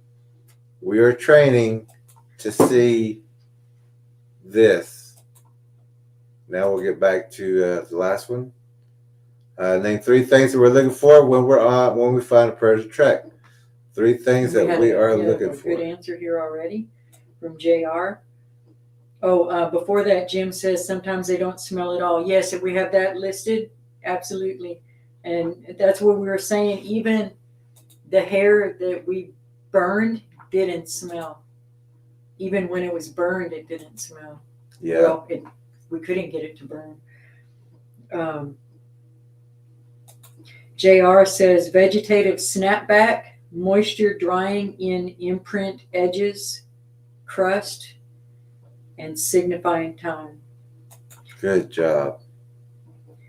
Jim says any disturbance in the grass or bushes indicating direction of travel. Good. Great answers. And here is exactly what we're talking about. Now, of course, this is not a Bigfoot predator track. This is a track that some people tried to hoax a friend of ours. Had sent this in to a friend of ours. He sent that to us, and we said, yeah, it's someone's foot. And if you look at those snowshoes or the other shoes that are around there, though that shoe print is almost the same size or pretty much the same size as that foot. It does look a little bit bigger, but when you're inside the shoe, your foot does get a little bit smaller. But this is some of the things we look for. And that pinky toe where that arrow is a main thing that we also look for. The mid-tarsal, it will have an in. It'll have a extra hole. It won't be flat. It'll have a little bulb where that mid-tarsal is. It does show through in their tracks. If you look at this one, that footprint right there, it has a mid-tarsal. The feet are squished together because it jumped. That's also a hand print and a paw print right there also. We'd like y'all to get in the habit of looking for claw prints as well. A lot of people aren't even noticing them, that because just like the ones that have the claws, just like a dog's claw would go up, out, and then the point is out away from the end of the toe or the pad. Get in the habit of looking to see. You won't be able to get it in a cast, but just for your own eyesight, take a look and see if you see claw prints. Some might be razor sharp, some are thicker, and some don't have any at all. So this is a print sent in from one of our trackers. This is a print our tracker made for the class. I don't want anybody thinking it's a Bigfoot footprint, because it's not. It's one of our trackers. We're tracking. We're showing print in print, and this is what we're talking about. We're looking for the ridges. How many prints are there? Of course, we're looking for claw prints.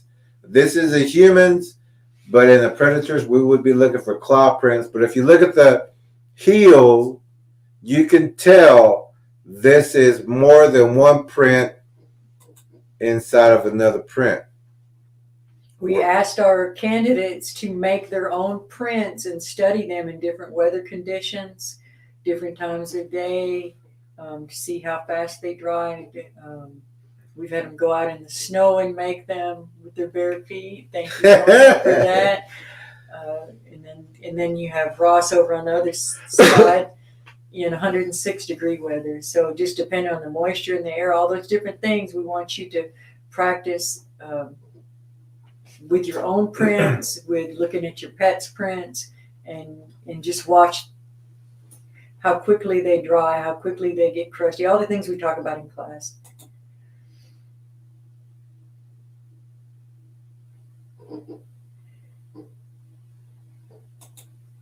We look for number of toes.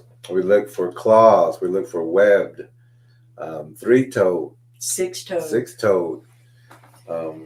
And we make our own handwritten sketch. We look for the ridges of the foot, like a predator Bigfoot's ridges will go up. Man's goes across, so you'll see that too. Same thing in the hair. You want to look and see if there's anything specific and Is that the big one? noteworthy. This isn't the biggest one. What? About we have some prints from the Big Thicket in East Texas, and it was a small troop there, 3 different sizes, and each one had an anomaly of a weird, not in the same place on their foot, but they all had that extra. Well, did we bring the other one in here too? No, but that's a It's on different that one. one. That's a different one. Anyway, 3 different sizes from 17 inches was the largest one in that location. So like on this photo right here, this is sent in from one of our trackers. That print right there will probably be about the size of this one. Now we look for, as we were talking about here, we're looking for print in print. And that one is in an urban setting next to a creek, lots of blinds nearby, blinds, breaks, trash. There are homeless nearby. Go ahead. Now, with this one here, this would be like this. Now, the next photo, you see the print inside the print. So that would be like this step in here. It would be stepping inside this one.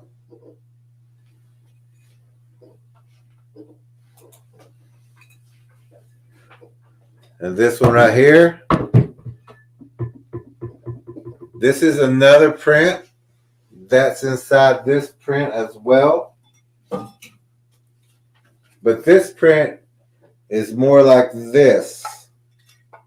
It's like it stepped in the print, just not completely. So watch for that, because you may have several different sizes going on there.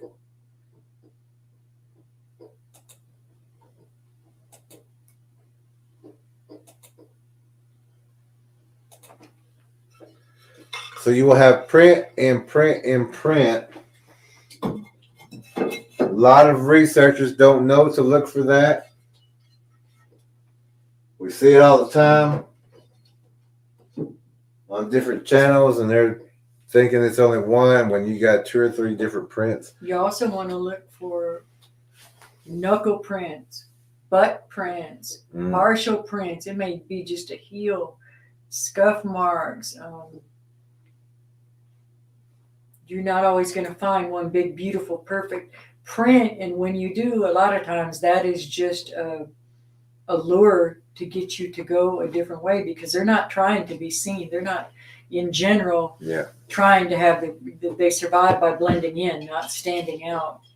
Jim says humans have a mid-arch break, mid-tarsal break, right? He says humans have an arch, Bigfoot don't. Mary says nails, Oh, yep. claws. I read that one. Jim says Bigfoot have a mid-arch break. Right. Mhm.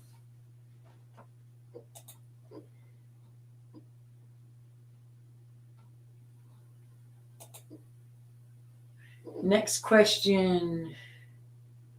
Make 2050. No, 02. No, that question on that page is On this incorrect. This is the proper numbers for that question. Number 10. And this is in regards to mapping. Make 0250, comma 0420, comma 0330.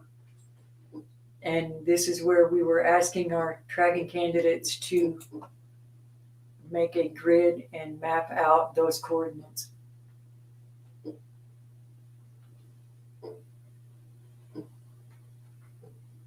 And you guys did great.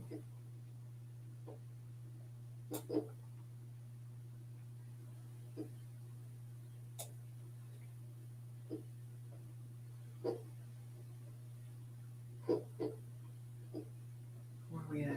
Oh, we forgot also on the imprints or the tracks. We're also looking for width, and this is a big one that we found, and heavy. Yeah, weight. Yeah, that's it. Length, width, weight, the impressions. And we will have a tutorial on how to do casts at some point. Either we'll go back to an old tutorial and show y'all, or we'll make a new one.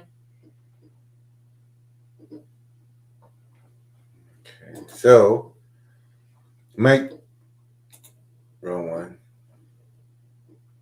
We need the grid.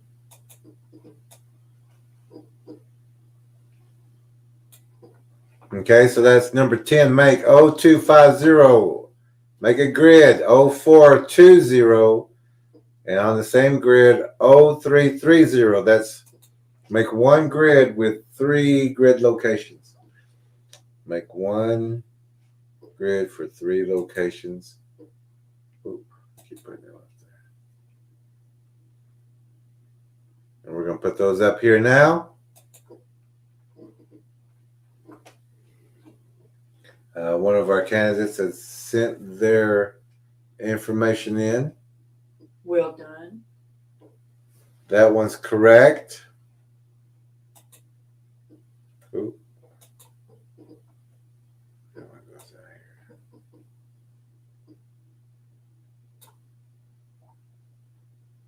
That one's correct. That's what we're looking for right there.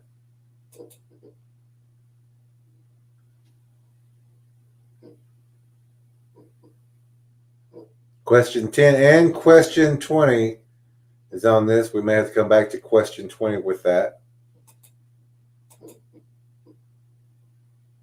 Good job. Oh, that's, yeah, grids.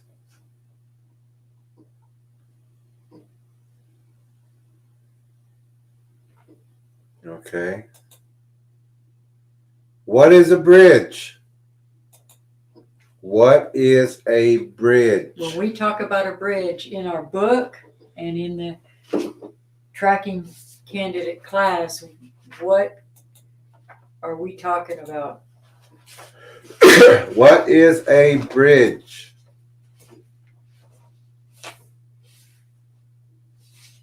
What is a bridge? And tracker language. Page 138. Starting on page 138 of the book, bridges, embankments, and ravines. What is a Find this bridge? information. On what page? 138. Page 138 in your tracker book. Bridges, embankments, and ravines. If you're going to be a tracker, you've got to know what to look for in these areas. Well, you don't want to go in these areas not knowing this. It goes from 138 to 140. What is a bridge? What is a bridge in tracker language? What is a bridge? Linda says early morning tomorrow. Good night, everyone. Good night, Linda. We'll talk to Good you night, later. Linda. Good night, Linda.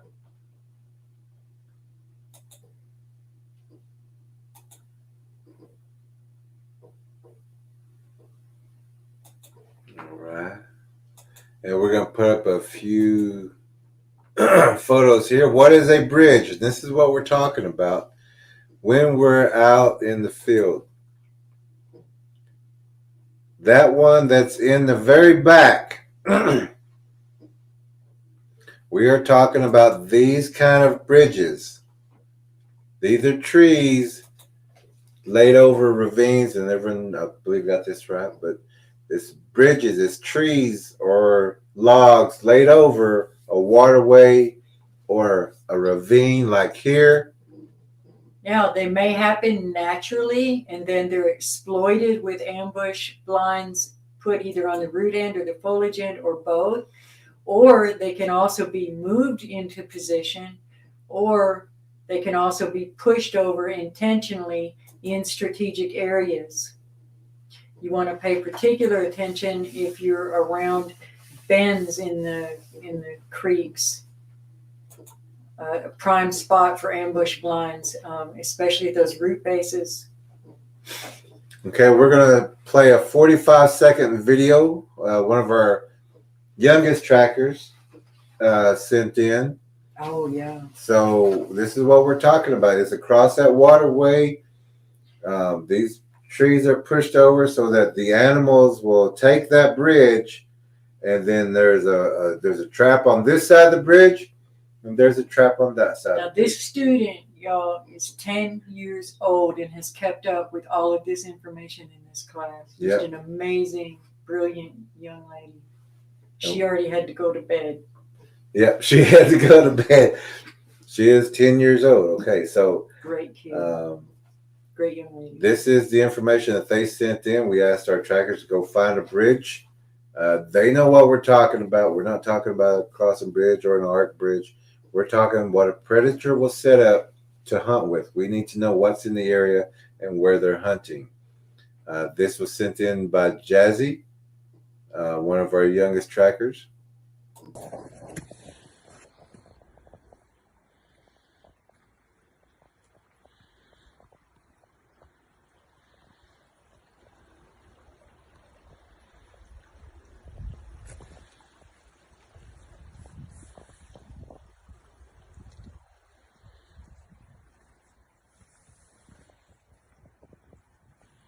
Some kind of animal came here, like deer maybe. Kind of a trail, animal trail.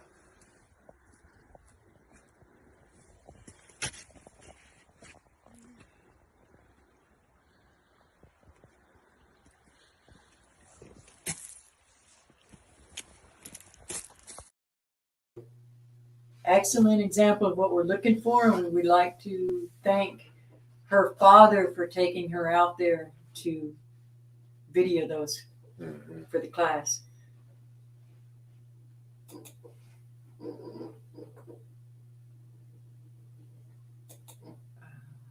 And bridges are, yes, they are a potential trap, and you will find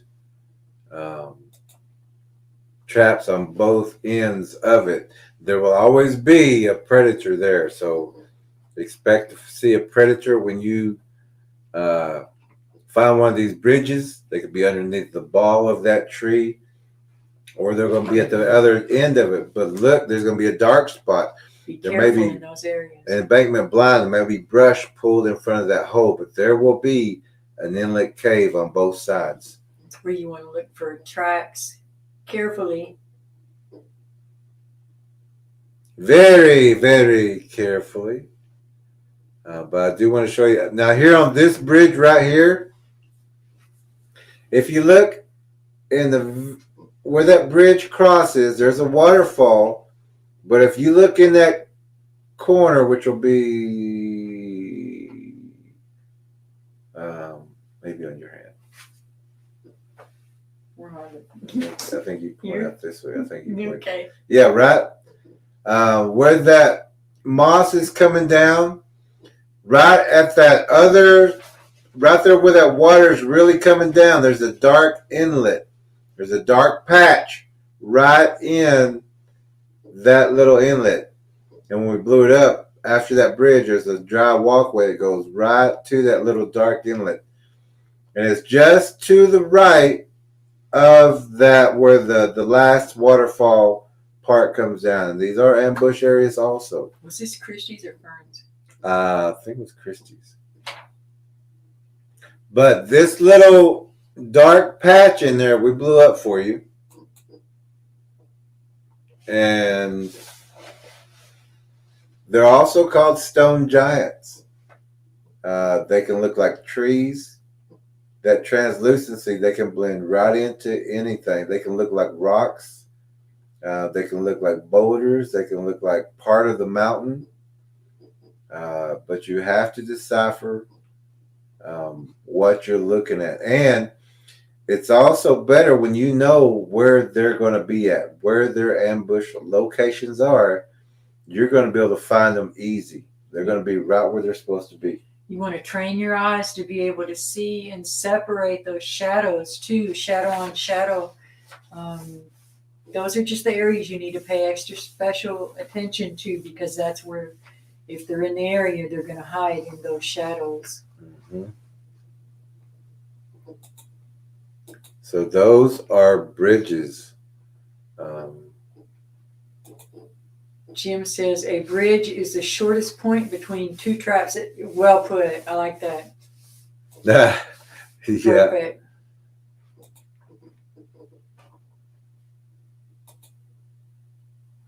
Okay, let's get to Number 12.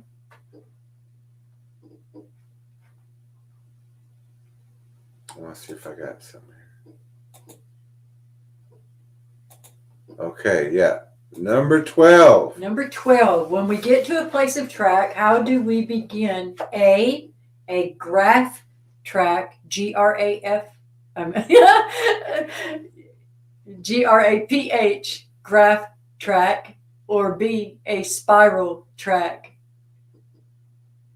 And I didn't mean or. How do we begin both of those? How do we begin a graph track, and how do we begin B, a spiral track? Two different kinds of tracks. So when we get to a place of track, how do we begin? A graph track. How do we begin? A spiral track. I have to take a break for a second.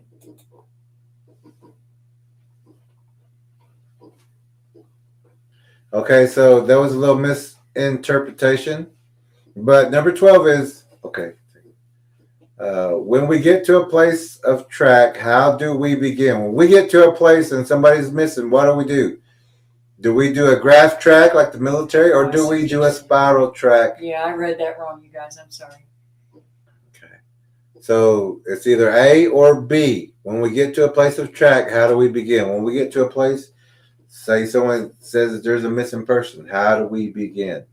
Do we start doing grids, or do we do a spiral? What do we do? How do we find this person? And the direction that either these predators came in or left. We're going to find these footprints. How are we going to find it? Do we use a grid track or a spiral track? And we'll give you just a few seconds on that one. It's either A or B. Graph track or spiral track? Yeah, A or B. Do you want a break or something? Yes, I need to go to the restroom. Okay. Some of them probably do too. We're at 2.5 hours. I know, but we're almost through. That's what I'm like. We're going to take a 5-minute break. We still have like 9 questions, I think. We just got a few little questions left over. But we're going to take a real quick break. 5 minutes, all we need. I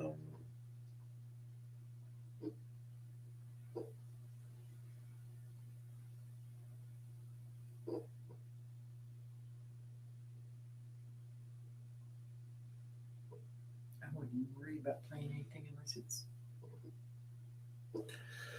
Okay, give us 5 minutes. We will be back in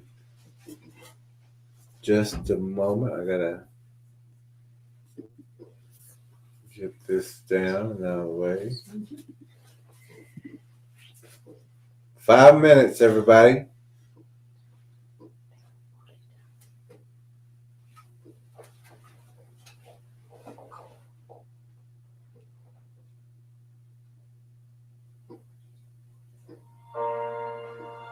How does that happen?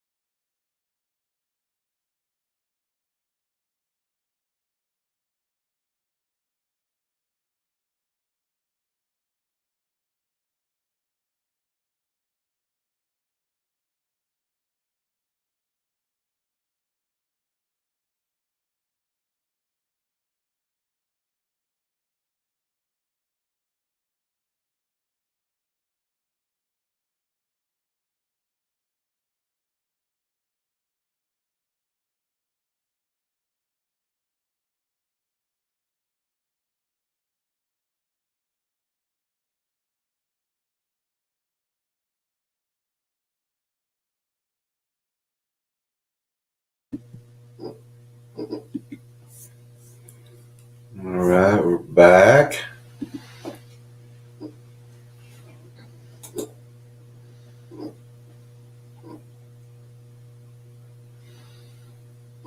Blanquito is with us. Says hello, Jerry. Hey, Blanquito. Blanquito? Blanquito. Hi, Blanquito. Night Star says, I will watch the playback, guys. I'm fading fast. Okay, get some good rest. Jim says, hey, War Chief, I'm keeping up pretty good. You sure are. War Chief says, good night, Night Stars. And yes, Jim. Jim says, most what they teach is common knowledge, but to those who don't know, it's a good lesson. Well, you haven't got any right. Yeah, Too many, Jim. Yeah, you hadn't. Yeah, this is just skimming the surface of the class, so I don't know that any of our candidates would agree with that. But yeah, here's some more common knowledge. Yeah, I don't think so. But yeah, it's a little more advanced than just common knowledge here. But you almost got them right though.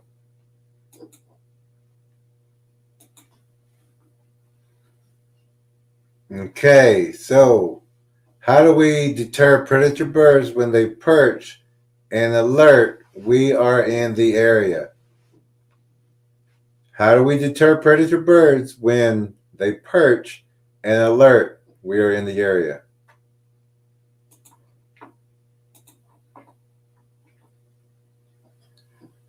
Okay. So what do we do whenever we have predator birds? Say a raven comes in, perches on us, an owl comes in, a crow comes in. What do we do when? Never heard any other channel talk about any of this. shadow Oh, yeah. language and bird language. Oh yeah, yeah. You're not gonna find this in any other language. I mean, any other channel. No one talks about what we talk about. Um, but what do we do when a predator bird perches on us or alerts that we're in the area? What do we do? All the trackers know this. Jim, if you want to let us know, what do we do when a predator bird perches on us How can we make them without go touching away? them? Without touching them, what do we do? And there's a couple things we do while we're in the forest if this happens. One of the things, we stay perfectly still. We blend in, but that's another part of that. But the question is,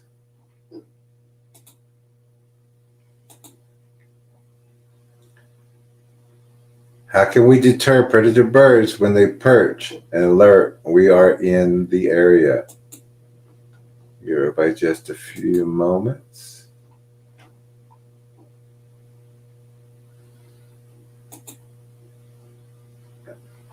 Jim says it's been a while since he studied this stuff. Yeah. Our candidates are probably on 2.5 months or 3.5 months. Yeah. I was studying all It's this, going so over. fast. It is going fast. Well, I'm surprised we're almost done. We got a lot more to learn, but this is just skimming the surface of what we're reading hieroglyphs. We're teaching the hieroglyphs. People are reading hieroglyphs.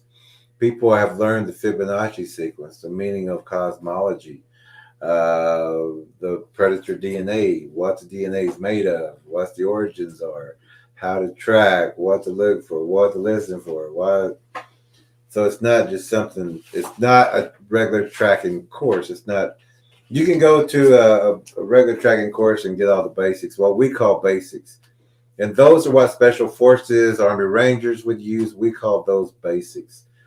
What we do is, and we're going to get to a little bit more, but there's never been a tracking course like this ever. Military, we've had Rangers, special forces want to train with us, want to know what we was doing, how we do certain things. We share that information, but it's not anything you're going to find in a military or a tracking, any other kind of tracking course.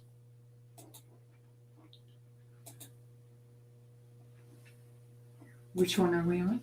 We are on how do we deter predator birds when they perch and alert we are here. We are in the area. Page 99 of the book is bird language. When we say bird language, we're not talking about bird calls. You can go get that on any, just watch your YouTube videos. We're talking about bird language as it applies to our method of tracking.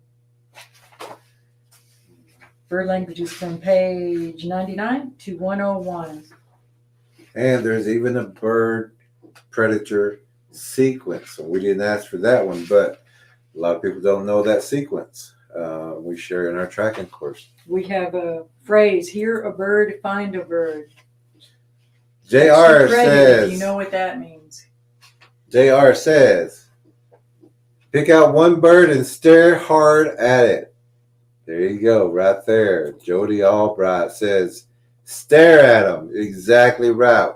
Make contact. Once that predator bird knows you're onto it, that you're not prey. If you're prey, you're looking for a hide. You're looking for a place to go. But if you stare right at that bird, or even that one crow, if there's a whole bunch of crows up there, you found one crow, stick with it, the entire flock will leave. But you watch till it's out of sight. Out of sight. Don't turn your back when they're just far, because they'll turn around and come back. This is how we do it. We look at that. We watch that bird. If that don't work, we'll throw a stick, throw a rock. If that don't work, we're going to shoot at it. We're going to shoot birdshot or something. For those that don't know why that's important to us to do, it's because they will alert to where we are. They're the snitches of the forest, and they will alert the predators to where the action is, to where the prey is, and we don't want them around. Yeah, we don't want them around. We want them not to be alerting on us. Yeah, we basically walk, in general, about 5 steps. We stick to the shadows. We walk about 5 steps, average, Yeah. and then we stop let the forest settle down again. But if any birds like that get used to watching the shadows on the ground, and if you see the crows are the main ones. If we can, let's try to keep down the typing of the language. But Jim says the predator bird approaches, freeze, analyze, and react. Defend or run. Defend or run. Actually, we just need to stare at that bird. We need to get it to leave Make us. it go. Now, if they are grid pattern you, they've got you. They're Or not going crosshair anywhere. you. Yeah, they know you're there. They're looking for you. Cubinator says, just got in. My apologies. The doctor procedure with my mother took a lot longer than I expected. Well, No problem. problem. Hopefully everything's well. Glad you're here, Cubinator. Everybody's saying hi. Everybody's saying hi. Okay. Okay, we'll move on to the next one. Next question is, what are shiners? Did we skip over shadow language? No, it's right here. We're here. Okay. And it does have two ends, but here's the correct one. What are shiners? Number 14, what are shiners? When we say don't be a shiner, what do we mean? Especially when whenever we're tracking and we're in the forest, we practice don't be a shiner. What are shiners? What is a shiner? When we're tracking, we say don't do this, don't do it. Well, that's one of the things we say don't do.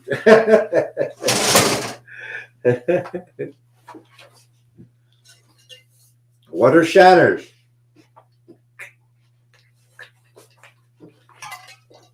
And of course, our trackers know this. Our candidates know this. We're asking the people who are not in the course to answer first. And then we will answer it for you. I'm waiting for somebody to put a black eye. Huh? A shiner, that's what I want. Oh, and Shauna says she hopes that your mother is doing okay, Cube. And he says, so far, thanks. Good. So, Cube, what is a shiner? Jim says, wishing speedy recovery. Speedy recovery for your mother, Cubinator. All right. What is a shiner? What is a shiner in tracker language? You just... I know that's in here, but I just don't remember where. I know it is too somewhere. Yeah, I think it's in with something else. If any of the candidates knows what section of the book Shiners is in offhand, it's not got its own section, so I don't remember right now. Cubinator says, oh, Cubinator, you just got here, so we're actually, and War Chief said, War Chief says, and it's not a black eye, that's right. He says, not a black eye. But Cubinator, we are letting the people who are not in the course or a tracker answer these first, and then we will answer them with everybody. Jody Albright says, not tracking in the shadow of the trees or other shade. Okay, that's that almost correct answer. Bernard Fox. Hey Bernard, how you doing? Bernard, he says is it bright clothing? In a way. In a way. Cubinator says, oh, this is for non-candidates. Oh, my bad. It is, but we're answering after we give. Yeah, we just want to give other people a chance to see what we're doing respond. And respond. Jim says a shiner is eye shine. No, that's a good response, but that's not what we mean for our terms. Almost though, almost. War Chief says, evening, Bernard. Evening, Bernard. Can we give him the answer? Okay, yeah, we're going to give you the answer. What is a shiner? A shiner is when you are standing out there in the sunlight, or you have skylined, you're up there. Well, that's one way you can really shine, is if you're skylined. But it's an open path and you're just out there in the sunlight, or crossing in a field, you're out there in the sunlight. We always try to avoid being a shiner, catching the eyes of any predators around you. We want to avoid that. That's why we stick to the shadows. Mm-hmm. You be careful of things like your glasses shining and glinting, that we let things know that you're in there. Be careful of anything that's catching visual attention. Mm-hmm. We try to avoid that as much as possible. You don't want to be a shiner. If you're under a canopy and there's tree vegetation and there's one little circle in that whole vegetation, and where light is coming through, could be a little open area. You don't want to stand in the middle of this. If you was to cross here, you shine right here. Yeah. So if you wanted to cross from this side to this side, you would find something that has a shadow, and you would walk across in that shadow. You find a tree with a shadow as much as possible. And when we say 5 steps, you may have to go 15, 20 steps to get to the next tree, to the next area. But you try to do it. Don't linger in areas where you're going to catch a lot of sunlight. And just remember, anything in light reflects. So it doesn't matter what if a deer walks in that open area where the sun is, it's going to bring everyone. It's going to shine. Whatever that light is on, it's going to shine in that forest, and you're going to just sparkle out there. we want to avoid that.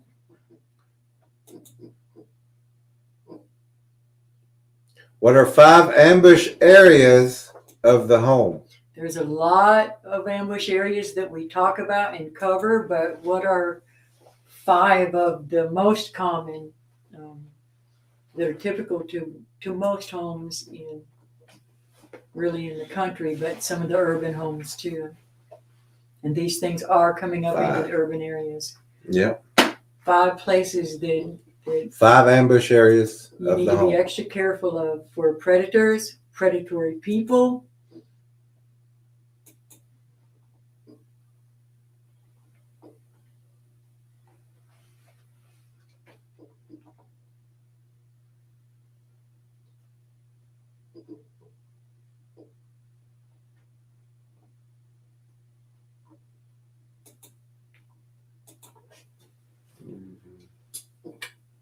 There are 5 ambush areas of the home, and you should know these.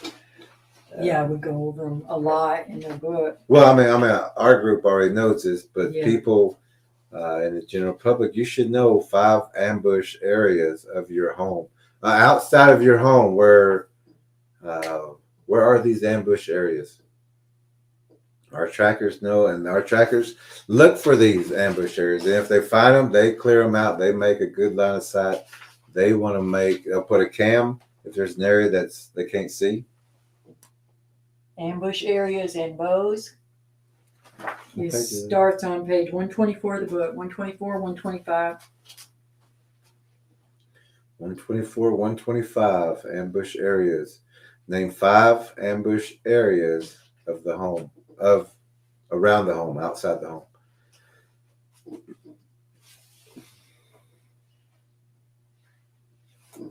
There's a lot more than 5, but these A lot more than 5. we're looking for, in general, 5 that are the most common.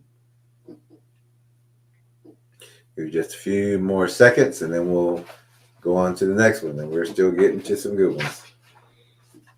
Okay, what are 5 ambush areas around your home? You need to know these. And if you don't know these, you better start looking for these things, because you may have activity that you don't know about. And, it may not be you because you live in a high-rise apartment, but if you go visit your grandma out in the woods or your mom out in the woods, look around these areas for them as well. Should we go ahead? Yep. You want to take turns and name them? One is your vehicle. Your vehicle, when you're camping also, your vehicle is going to be an ambush spot. be very careful, especially if you leave it. They know that you're going to come back to it. So you want to be careful in that area, wherever you park. And this is for predators or predatory people. Know that when you're getting in and out of your vehicle, that's a potential ambush spot. Another is at your mailbox. Yeah. Be very careful there. You want to take it. Woodshed. The woodshed. Propane tanks. We found one predator Bigfoot blind in an area. They had hollowed out, and this was on live stream. They had hollowed out, or had a hollowed out log that lifted up almost like a casket. It was just on the backside of a wood pile where the homeowner kept getting activity. The dog kept freaking out on it. And then we found that, all the sign there by the wood pile. It's somewhere that you're going to go to. You're going to be distracted. You're going to be noisy. And you're going to have a habit of going there. Did we say mailbox? That's another one. Mailboxes. Kids' play areas. Trampolines, under the trampolines or the swing sets. People are putting them up next to the woods and things. Those are ambush areas. Be very, very careful of that. Dog houses, trees, bushes. You don't want any big bushes that block the view. You don't want anything like that up close to your home. Before anybody was even really talking about the predator Bigfoots, just predator human beings, robbers would use the bushes up close to the homes to hide. It's just common sense to keep those things out away from your homes. You want a clear line of sight. If you can do it, 50 yards out. You want some reaction time. Well houses is another spot. Yeah. Common spot. Gardens.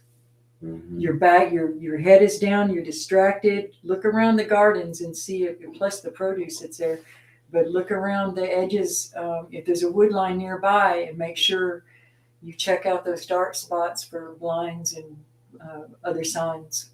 Even like where your mailbox is, even your gate will have some kind of blind or an ambush area close to that, because you have to stop, you have to get out, open your gate. There's going to be an ambush there, right there at the corner. Anyone's driveway will have ambush areas on both sides. So pay attention to that, or at least on one side, to where there will be an ambush area wherever you turn into your driveway. Yeah. Your own area. Children's bus stops. Yeah. Any place that there's a lot of activity and in general a lot of noise and distraction. You want to check those areas out. Be very vigilant about keeping the brush pushed back and cleaned out of those areas, and keep them well lit. Keep everything well lit. What is shadow language? Number 16. What is shadow language? All of our trackers know this, so.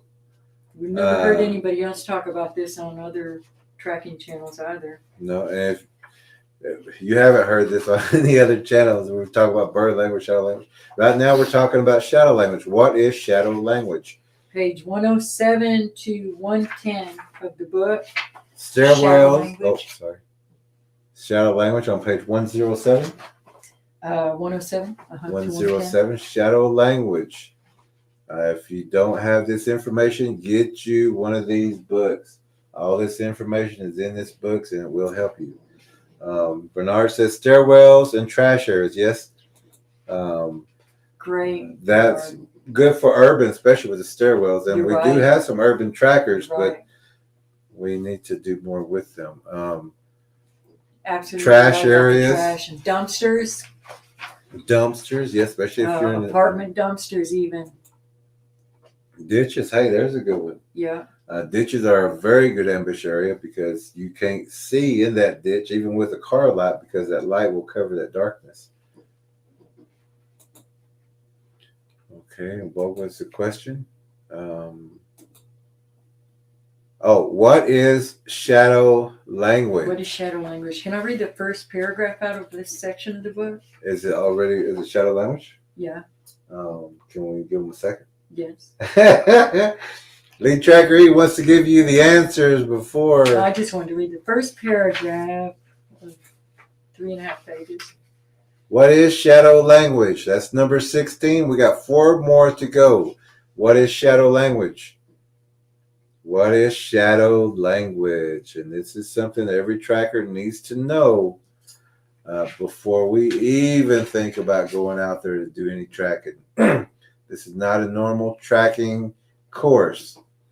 And if you're in the course, we even tell you, tracking people is the easiest thing to do, especially if they're lost. They leave a trail, they want to be found, but if a predator takes them, we need to know what else is out there. We need to know what to look for before we even get out there. And I can guarantee you there's not any special forces trackers, any Army Ranger trackers who know about shadow language, translucent viewing, bird language, and everything that we teach in the track and training course. So what is shadow language? We'll give you just a moment. That is page 107 in your Predator Bigfoot and the Spiritual Warrior's Path book. It's out on Amazon. If you don't have yours, it's at a lower price right now. I think it's only $18 or $16. So if you need a book or you want to get an extra one, it would be the way to do it right now, because for some reason they lowered the price. We didn't, but they said we're still getting the same revenue. I don't see how that works out, but you can get that book right now at a lower price. What is shadow language? What is shadow language? It's on page 107 in your Predator Bigfoot and your Spiritual Warrior's Path, 107 to page 110. What is shadow language? Give you just a few seconds more, and then we will give you that answer. Lead tracker, he wants to read a paragraph so that you understand a little bit more, and it's coming right out of the book. So we're going to give it just a second here. What is shadow language? What is shadow language? Okay, if you would do the honors, Lead Tracker E. Shadow language is the ability to read shadows, to identify and separate shadow upon shadow. When you see a darker than dark or blacker than black shadow, search to find the true look of the shadow caused by the sun and vegetation or darkness, and to be able to distinguish whether there is a darker shadow or more than one shadow within that darkness or discoloration. With practice, your eyes will soon be able to separate the layers. When using shadow language, we also look for twitches and movement of hair, as hair and leaves move in different manners. Leaves from trees wave generally up and down, but hair twitches left, right, up and down in the wind. No matter how minimally, you can still see the difference between the way hair and the way a leaf moves in the wind. I'm going to read one more paragraph. Using shadow language is learning to truly see what you're looking at. It takes practice and effort, but your work in this regard will benefit you. Search for dark spots out in the woodline. Make sure that you know what they are. Sometimes it's just a tree trunk, stump, or shadow from an overhanging tree, but not always. Maintain good situational awareness. Look into the shadows deeply enough that they begin to separate. As spiders do, they prefer to hunt and hide in the shadows and darkness. And there's several more pages on shadow language.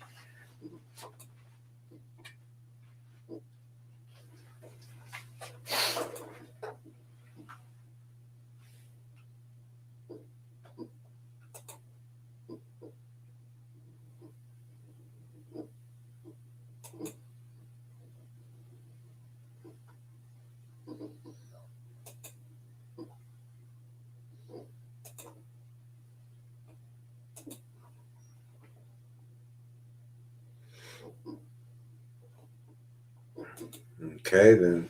I want to show this one. Okay. I don't think we have this one in there. Ooh. You can see his eyes, everything in that one. Darker than dark. The next question. What is bird language. What is bird language? And Jim says, your book teaches about Bigfoot itself. My book is going to be on my experiences and how I overcame and conquered. Good job, Jim. I can't wait to read that one. Yeah, we're looking forward to it. When you get that book written, we'll have you on, and we're not a huge channel, but we'll do our best to help you get the word out about it. Jim says shadow language is taught in the military to follow without being caught. Yes, it is a different meaning. It is a different meaning, but what we're talking about is darker than dark, blacker than black. Bird language. I'm sorry. To distinguish shadow on shadow. To be able to see that there's something else there in the night, something else that's in the dark. To distinguish shadow on shadow. First, we look at the shadow. We look at the natural shadow, the real shadow. Then we scan the area. We're looking for a different shadow, a different color. A darker than dark, it could be a dark brown. But we're looking for, there's a distinguishing between shadows. Separation. There's a separation, just like here. Oh, I can do it over here. This is in bird language. This is bird language. The next, I would hold it up on this one and look at this one. Okay, there we go. There we go. There we go. Bird language starting on page 99 going through 101. Bird language, page 99 going to 101, right? Yep. Okay. And we're going to actually read the first paragraph of bird language. And again, no one else teaches this. We're teaching you. This is in the tracker course. Our trackers know this. A lot of the viewers know this. What is bird language? We're going to read just a little bit off the book. It begins on page 98. Actually, 99 is the where you'll find bird language in your Predator, Bigfoot, and Spiritual Warriors book, which we use as a handbook for trackers because that information we have to know out in the field. If you're a tracker, you know that we go through this book. So, our goal is just to get you home safely every time. Bird language. And to keep you safe at home. Hear a bird, find a bird. Know the sounds of birds in your area. Locate the bird before anyone dismisses the sound as a bird. And you can look up 1,000,001 YouTube channels to learn the native bird sounds in your area. And what you're listening for is a sound that's not quite right. It sounds like an off impression of the natural critters that are in the area. The predator sequence of birds: the blue jay, the robin, the woodpecker, the raven, the crow. After the crow arrives, the next creatures to arrive following the sequence of birds are the predator Bigfoot and predator Bigfoot hybrids. These predators mimic the sounds of the birds, hence the term hear a bird, find a bird. If you hear a bird out there, not just a bird, this really applies to anything. Don't just assume that the noises that you hear are what you think they are. Try to lay your eyes on them to make sure that that's what it is, because these creatures do mimic sounds from mechanical to animal to human to weather. You got to learn this. The real sounds would be just like somebody who identifies counterfeit money. They learn by studying the real money first, and then they're able to identify the counterfeit. So this is why. But when we're talking about bird language, we're not talking about bird songs that you're listening for. We're talking about in this way of observing of what's around. Yeah, in the term "hear a bird, find a bird," if you hear a cricket, it's hear a cricket, find a cricket. If you hear a tree frog, it's hear a tree frog, find a tree frog. We need to find these sounds to make sure it's a bird. to make sure it's a cricket, to make sure it's a locust, because these things will mimic. They'll mimic airplanes, thunder. They'll sound like lightning. They'll sound like chainsaws, car alarms, military walkie-talkies. Your kid. Your kid. They'll call Your you. mom. They'll have your voice too if they want to. We're not telling you to go out in the middle of the woods at night to try to identify a sound. Once it's dark, stay in your house. Yeah. Don't break your threshold. You hear a noise outside, you have no need to go out there. Your pet should already be inside with you, hopefully, or safely pinned up.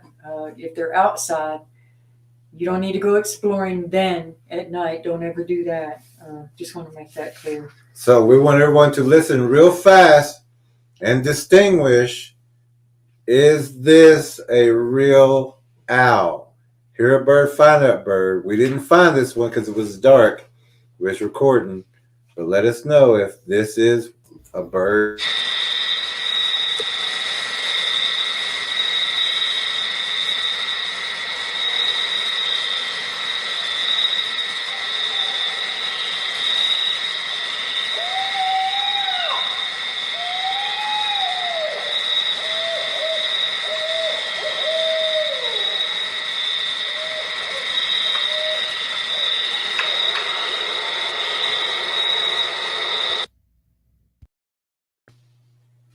So if everyone knows, that was not an owl.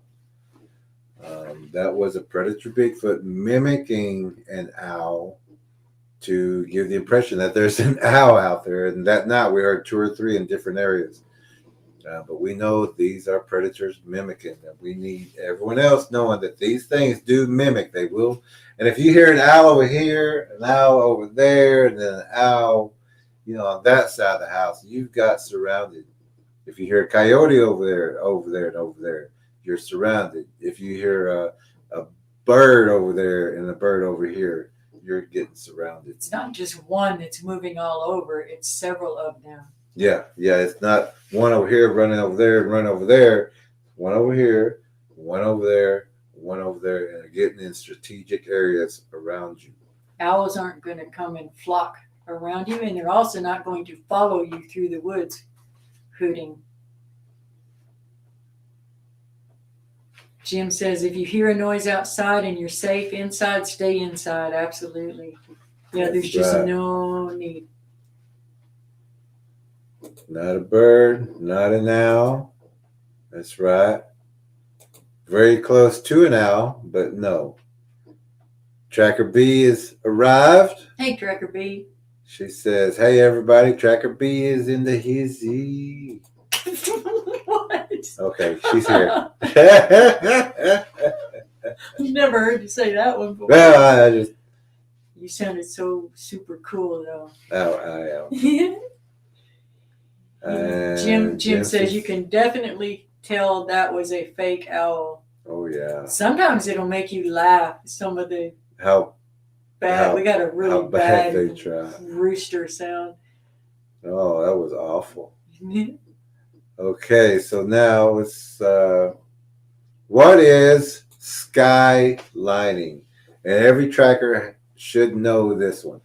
You don't have to be in the tracker course. Because some of the terms every tracker knows. If you've taken any kind of course, you would know some of these terms. But we don't just cover those. We go, we want your head full of knowledge, full of healing.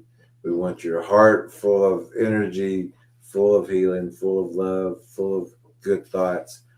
We want the whole body in a well pH balanced body so that you're able to replicate, repair, regenerate.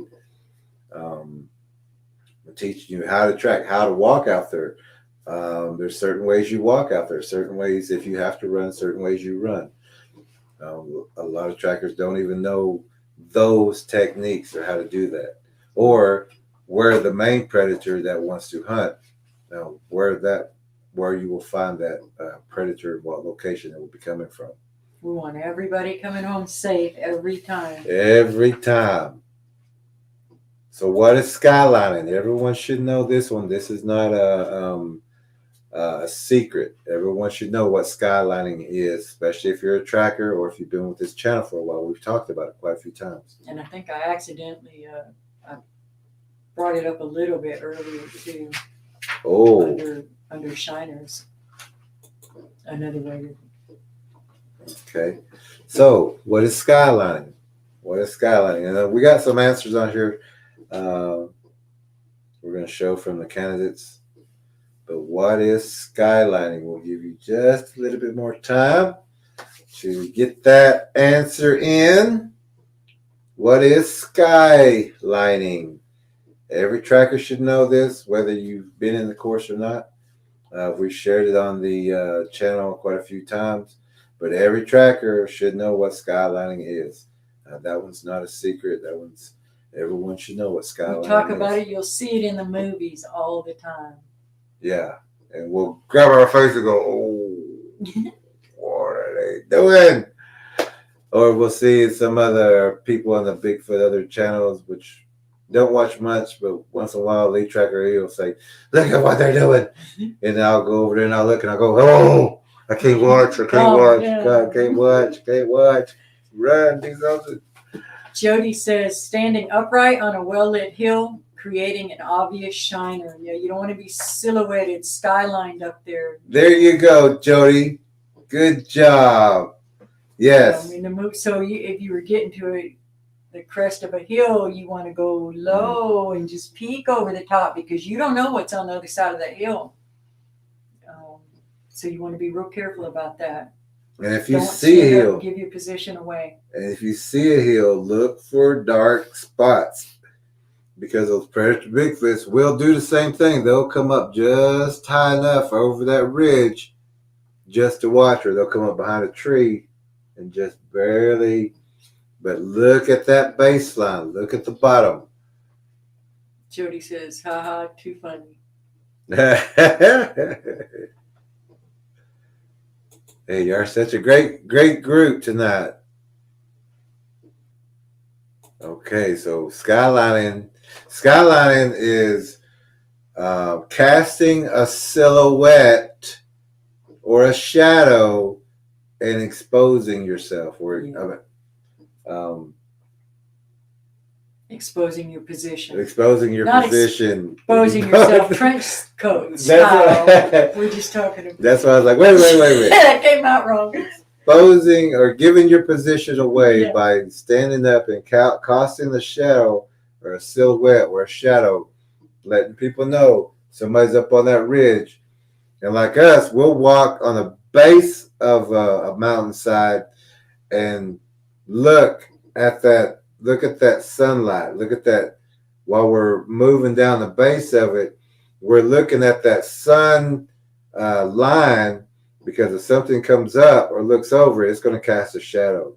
So when we're walking down the base of that, we're still watching the sun to see if there's anything that's moving up there or will cast a silhouette or a shadow. And at the same time, you want to be very careful at the base of them, especially if it's a saddle or a ravine, because those are potential ambush areas. So you want to be real careful there too. So you're a little bit up on the bank. You're not directly down in the ditch or the saddle. You're a little bit up on the side, but you're not so far up that you're standing out like a sore thumb. Explain thunder and lightning. As it pertains to our tracking methods and what we mean by it. Jim says when a silhouette is visible against the sky. Exactly right. All right. Good job, Jim. Good job. Thunder and lightning is in the book. Explain thunder and lightning. Let's see. Page 66. Oh, you found that fast. Did you really? Oh, look at you. I just gave myself a high five. Thunder and lightning, page 66. See that number right there. Pages 66 and 67. I remembered that one. We go to it often enough. Yeah, shadow language 107, bird language 99. when we're talking, for our purposes, when we're talking about to be careful of thunder and lightning, what do we mean? What are we telling you to be aware of? Yeah, when we're talking about thunder and lightning trackers in this group, not in any other tracker group, because any other tracker group's not gonna say this to you. But when we talk about thunder and lightning, what are we talking about? And you can even give, what are we talking? Explain thunder and lightning. I was going to ad lib, but this is a test. So explain thunder and lightning, which if you have your Predator Bigfoot and Spiritual Warriors Path book, is on page 66, beginning.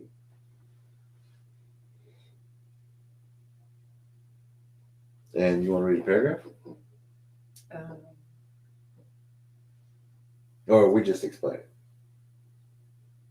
Yeah, let's just explain this one. Okay. There's no good place to break. Okay, so what is, or explain thunder and lightning in the tracker course and our trackers, and we've gave, if you look on the streams where we talk about thresholds, you'll see where we talked about thunder and lightning. We've been interviewed before. We talked about thunder and lightning, which some of those people didn't understand what we're talking about either. So explain thunder and lightning. That person didn't understand anything. Yeah, they didn't, and they kind of made fun of it, which, you know, if you're trying to make fun of something we're teaching, we already know what it is. Understand it before you mock it. Yeah, don't just come out and start saying things whenever you don't know what you're talking about. And that's why we gave the course, and that's why we been doing the streams. But we have talked about this. It's in Thresholds. There's a stream, one of the live streams called Thresholds, where we talk about thunder and lightnings and techniques. And in some interviews, we've also talked about it. Explain thunder and lightning.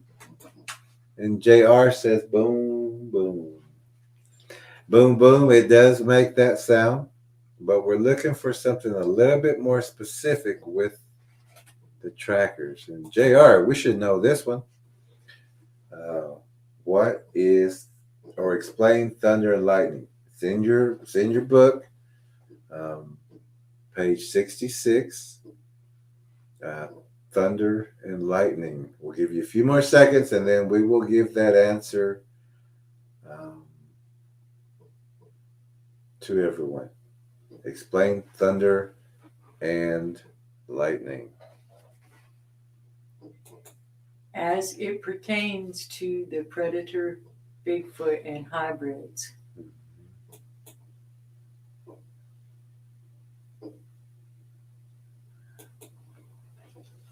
Explain thunder and lightning. Couple more seconds, and then we'll give you the answer to that. It's also in your handbook or your Predator Bigfoot and Spiritual Warriors Path, which is on Amazon, and it's actually it is cheaper now. They lowered the price, not by us, but Amazon lowered it. It'd be a great time to get you one or two right now to share with somebody else. But it is on sale on Amazon right now, so this would be one of the best times to get it. I don't know if it's going to go any lower than what it is right now. It is used to track time. Thunder and lightning. Explain thunder and lightning. In a way. Shauna says troops that are only allowed to kill and hunt during storms. Booyah. Excellent. Boom. Bing, bing, bing, bing, bing, bing, bing, bing, bing. Job, Shauna. War Chief says, hint, 2 different groups of Bigfoots or hybrids. Hey, who's giving hints out here? What's going on? Bernard says the time between lightning and thunder, and Jody says they are the names for 2 of many groups of Bigfoot. Good, Jody. Yes, Bernard, on page 66 in the Predator Bigfoot and Spiritual Warriors Path, where we talk about thunder and lightning.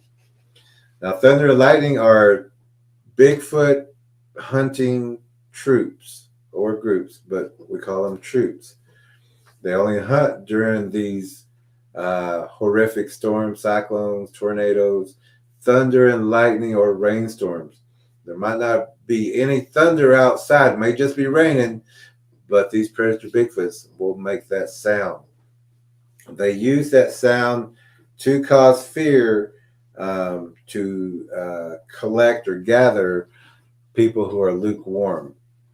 A child of God will stay in their home, their threshold, their home secure. They know that. They have their trust and their faith in God, so there's no point in leaving their threshold or their security. A lukewarm person will be nervous, will be scared, because thunder and lightning groups are big predator Bigfoot groups. They will grab the top of your house and shake the roof. They will push on your windows to where it looks like it's about to fall in. They will shake your door to make it rattle. It will make it sound like your house is about to fall in. This is where a lot of people will try to run to their cellar or get in their vehicle and try to run to a public cellar. But once you break your threshold, once they fooled you, once they've got you to run, you're free game. You're prey. Once you come out of that house, you have no faith in God. You gave up your faith. You're saying, well, my house might fall because of this weather. But if you're a child of God, you know your house is going to be secure. You're going to make it through. Stay put. Let God do all the fighting for you. Now we're hey, good night, Jim. We'll see you next time. We're not talking about every storm, every thunder, every lightning, but we're saying that they will work under the cover of the natural and the created weather events. They will use those to their advantage, just like they will use yard debris to their advantage to build a blind. They will use weather to their advantage to mask the noise, just like they do around waterfalls. They can not only mimic those noises, they will also work under those conditions, because those conditions make it very easy to do the things that they want to do, make it very easy for them to attack, and create blinds near homes. It's not normal for you to go out in the morning after a storm and there's a blind, and we've seen it right down the road, a giant blind on either side, two tree breaks, two different directions, giant blinds created from pull downs in each boundary corner of the yard with the young children. But to the average person, they're going to say, well, it stormed last night, so that's just weather damage. It's not always just weather damage. So we're calling thunder and lightning, as well as other terms in the book, it's Snow, the name frost. of weather, but yes, they are weather events, but they are also these troops that work under those weather events or pretend to be those weather events. I see that, who was it? Somebody said, Shauna says, do they ever use the sound of thunder when the weather's clear? Yes, they do. Yes, they do. As a matter of fact, there's an area in the big thicket that the sky was blue. There was thunder heard there so many times, along with disorientation, just a lot of other signs. Yes, they do. They can pretend to do that too. Shauna says, oh, geez, this happened to my husband and me. We didn't have a clue. I didn't either when the first several times that it happened to me. I was like, this doesn't make sense. But now we know. And if you're in that track training course, or if you have seen the stream on thresholds, but if you haven't seen a stream on thresholds, please go back and look at that, where we talk more in detail of what to do when you do hear thunder and lightning. We actually were told when we first came to this area that this was going to be, we're at the top of the mountain. We're going to have the worst in the area. Worst of the worst area. You're going to have thunder. You're going to have lightning. It's real bad up here. You're at the top of the mountain. There's actually the lightning rods. Lightning rods up on the roof because of the past. But knowing what thunder and lightning really is. Of course, there's real thunder and lightning, but knowing about the hunting groups, this place has not had one severe lightning storm or thunderstorm. We've only been getting rain, and everybody's noticed before that there was thunder, but when we moved here, there has been hardly. No, there's not any. Now, when we first got here, we had to use our deterrents, and it's just something to know that these things are here and using these deterrences.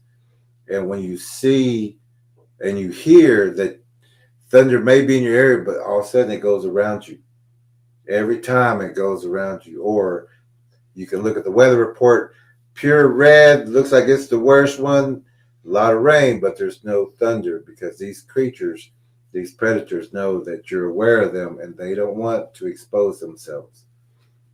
But also, weather storms, tornadoes, hurricanes, catastrophes, those floods, they're going to work. They're going to step up their hunting in those conditions. How many people are missing after a tornado? How many pets are missing? That's a collection time. That's just putting things in the bag. When it's raining, when it's snowing, when it's thundering, those are the best hunting times for these things, because how many of us are going to be running around? Nobody will hear them. And the thunder's, looking for something. We're inside, nice and warm and safe, but these things are out there hunting. And people are going through catastrophes. Once you break your threshold, these creatures have the right to destroy your home, and they will. They'll set it on fire. They'll rip it apart. They'll tear your doors off. They'll destroy and collapse your home, because you're not a child of God. They have the right to do that because you have no faith.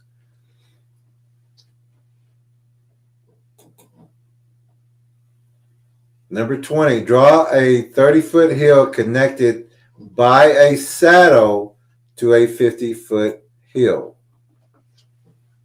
Well, we're going to go ahead and show you that graph, because we don't want anybody trying to draw this out. But here's one of the graphs sent in. This is the top. You would count the lines. Every increment is 10, 10, 20, 30, 40, 50 in the top of the hill. The saddle is the center that's between the two hills. And of course, the 30-foot is on the other side, which is 10, 20, 30, then the top of the hill. But the saddle is where the two hills come down and meet. Just like a saddle, here's a side view of one. That would be the saddle in the middle part right there. Since there's no one. So you don't want a skyline on the top of those hills, and you also want to be very careful walking through that saddle area.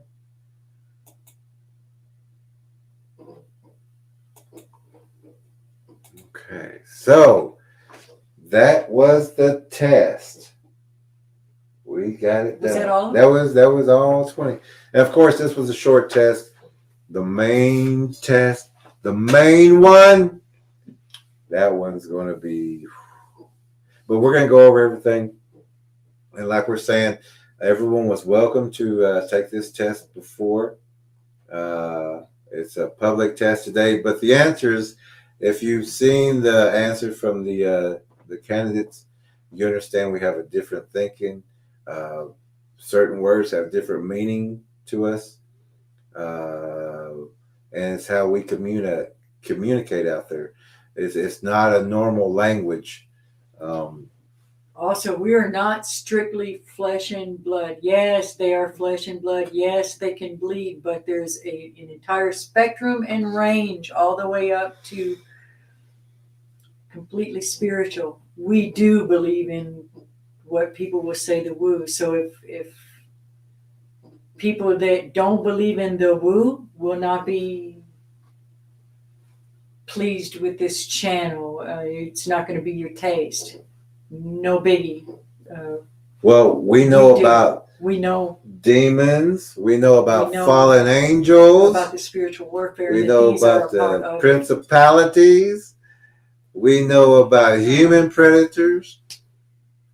We know their past and their origin. And they follow the same patterns, all these different kinds of predators, from predator Bigfoot and hybrids to demons to predatory people, which is the book we're working on right now, Vessels of Hope versus Agents of Darkness.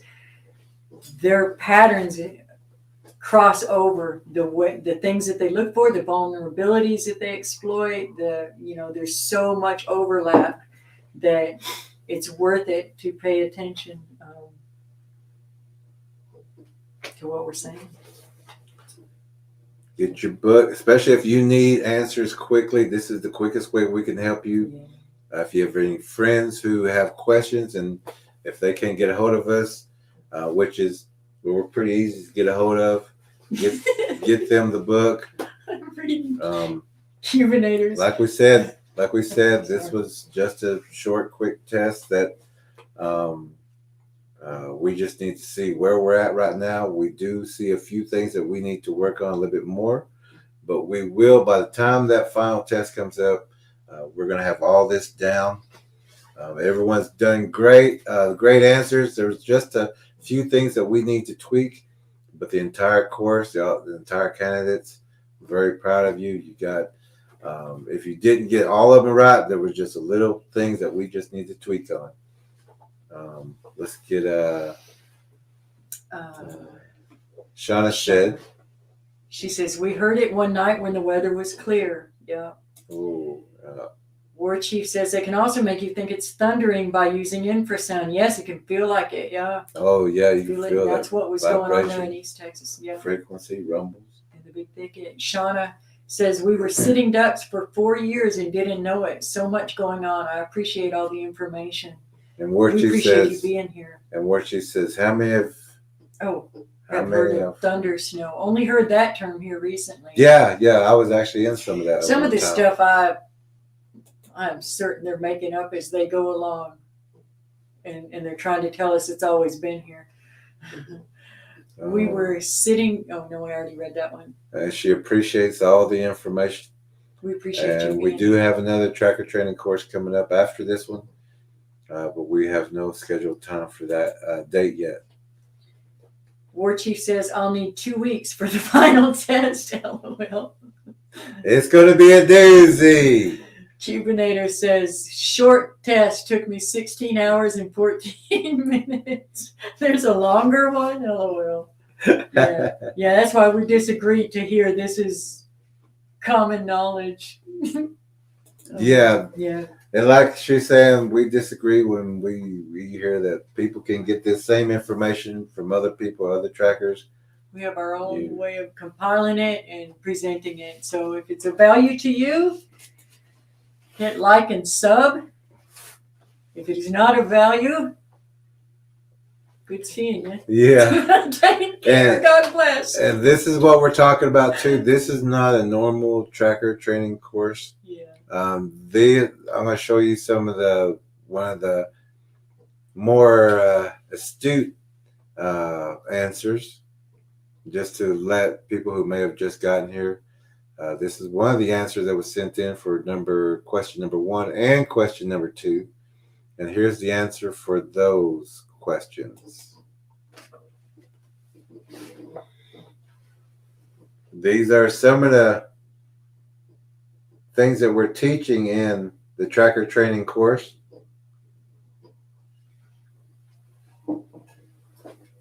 We want our course candidates to have more information than any other tracker or any other course out there, because we want, like Lead Trackers he was saying, we want to make sure you come home. This is why we give the course. This is why we teach. This is why we made the book, the videos. We can't stress it enough how important that book is, especially if, especially for the non-believers. You know, people who don't even know about this, and at this day and age, I just can't see how people don't know about it. But if you're not even looking for the information that's going to save your life or your family or even your pet, you're way behind. We're not starting from wondering if they exist. We're way past that. We already know they exist. We already know the bodies are found. We already know they've been weaponized. We already know there's a cover-up. That can all be for people to figure out in other groups. We're past that, and we're moving from this part forward. So if you're still wondering if they're even real, probably not even You're way behind. the channel for you. Mm-hmm. But we would hope that some of the stuff resonates with you, just so that you'll be safer out there. At the very least, file it away and say, well, maybe I'll just be a little extra careful around those wood piles, around the mailbox. Maybe I'll cut my tree line back just a little bit further. This is good advice. So we hope that you take it. And we also have other trackers here on this channel. And when the candidates are through, there's going to be more trackers with this information. So you can always talk with them, branch out. They'll have the information also. Hopefully they'll have more YouTube channels or something if they're going to be doing some tracking and things like that, or just answering questions and helping other people. Helping people in each of your area. That's our goal. We want people out there everywhere teaching people how to be safe around the dumpsters at these restaurants and play areas, church playgrounds, things like that we talk about on our channel, where we found so much evidence of blinds and things like that. And then you have other researchers that act like you got to go to the far north, out in the very middle of the woods to find anything, and it's simply not true. Take a ride down the road and you will find that if you know what you're looking for, you will find signs and a place to start. We've got reports of 2 or 3 different areas with missing people, and it just knowing that people won't study this, or it's not always human traffickers. Uh-oh. Oh no. No, this is good.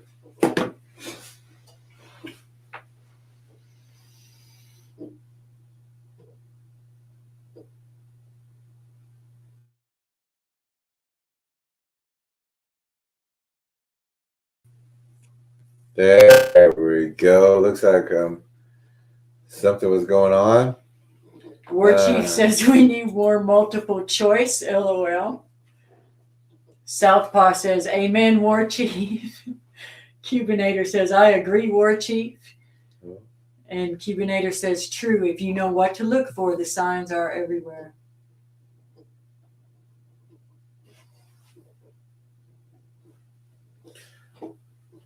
We're not sure how much of those went through.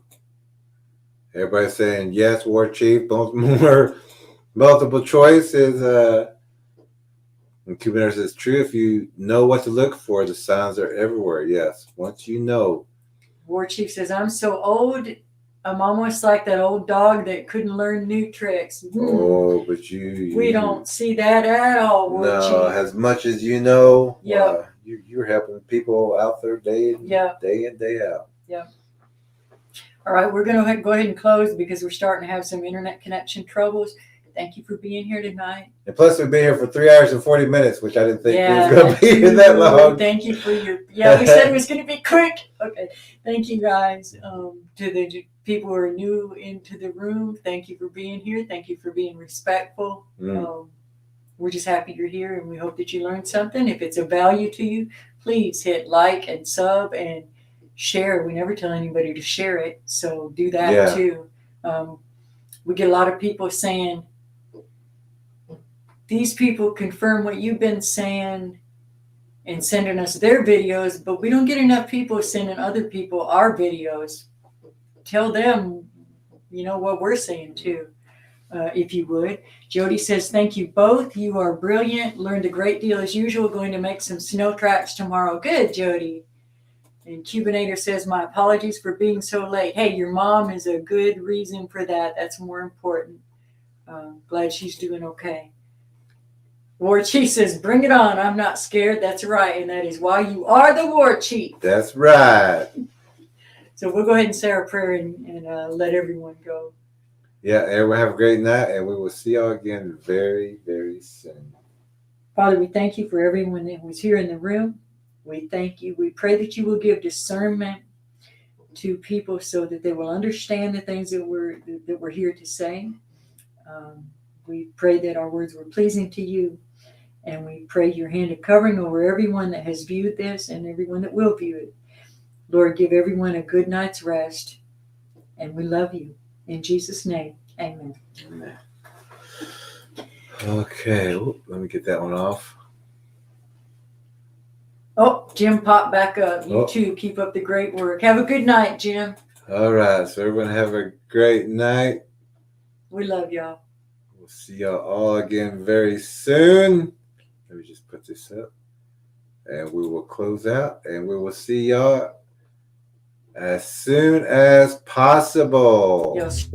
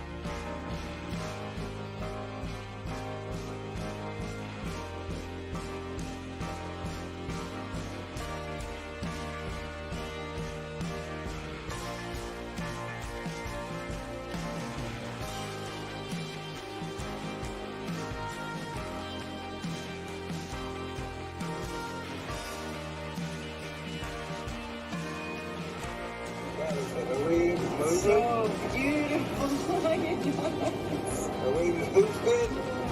So weird. The effect's not quite the same on film. So we're on our way in a snowstorm to go try to find someone who's lost in the woods. You'll say a prayer.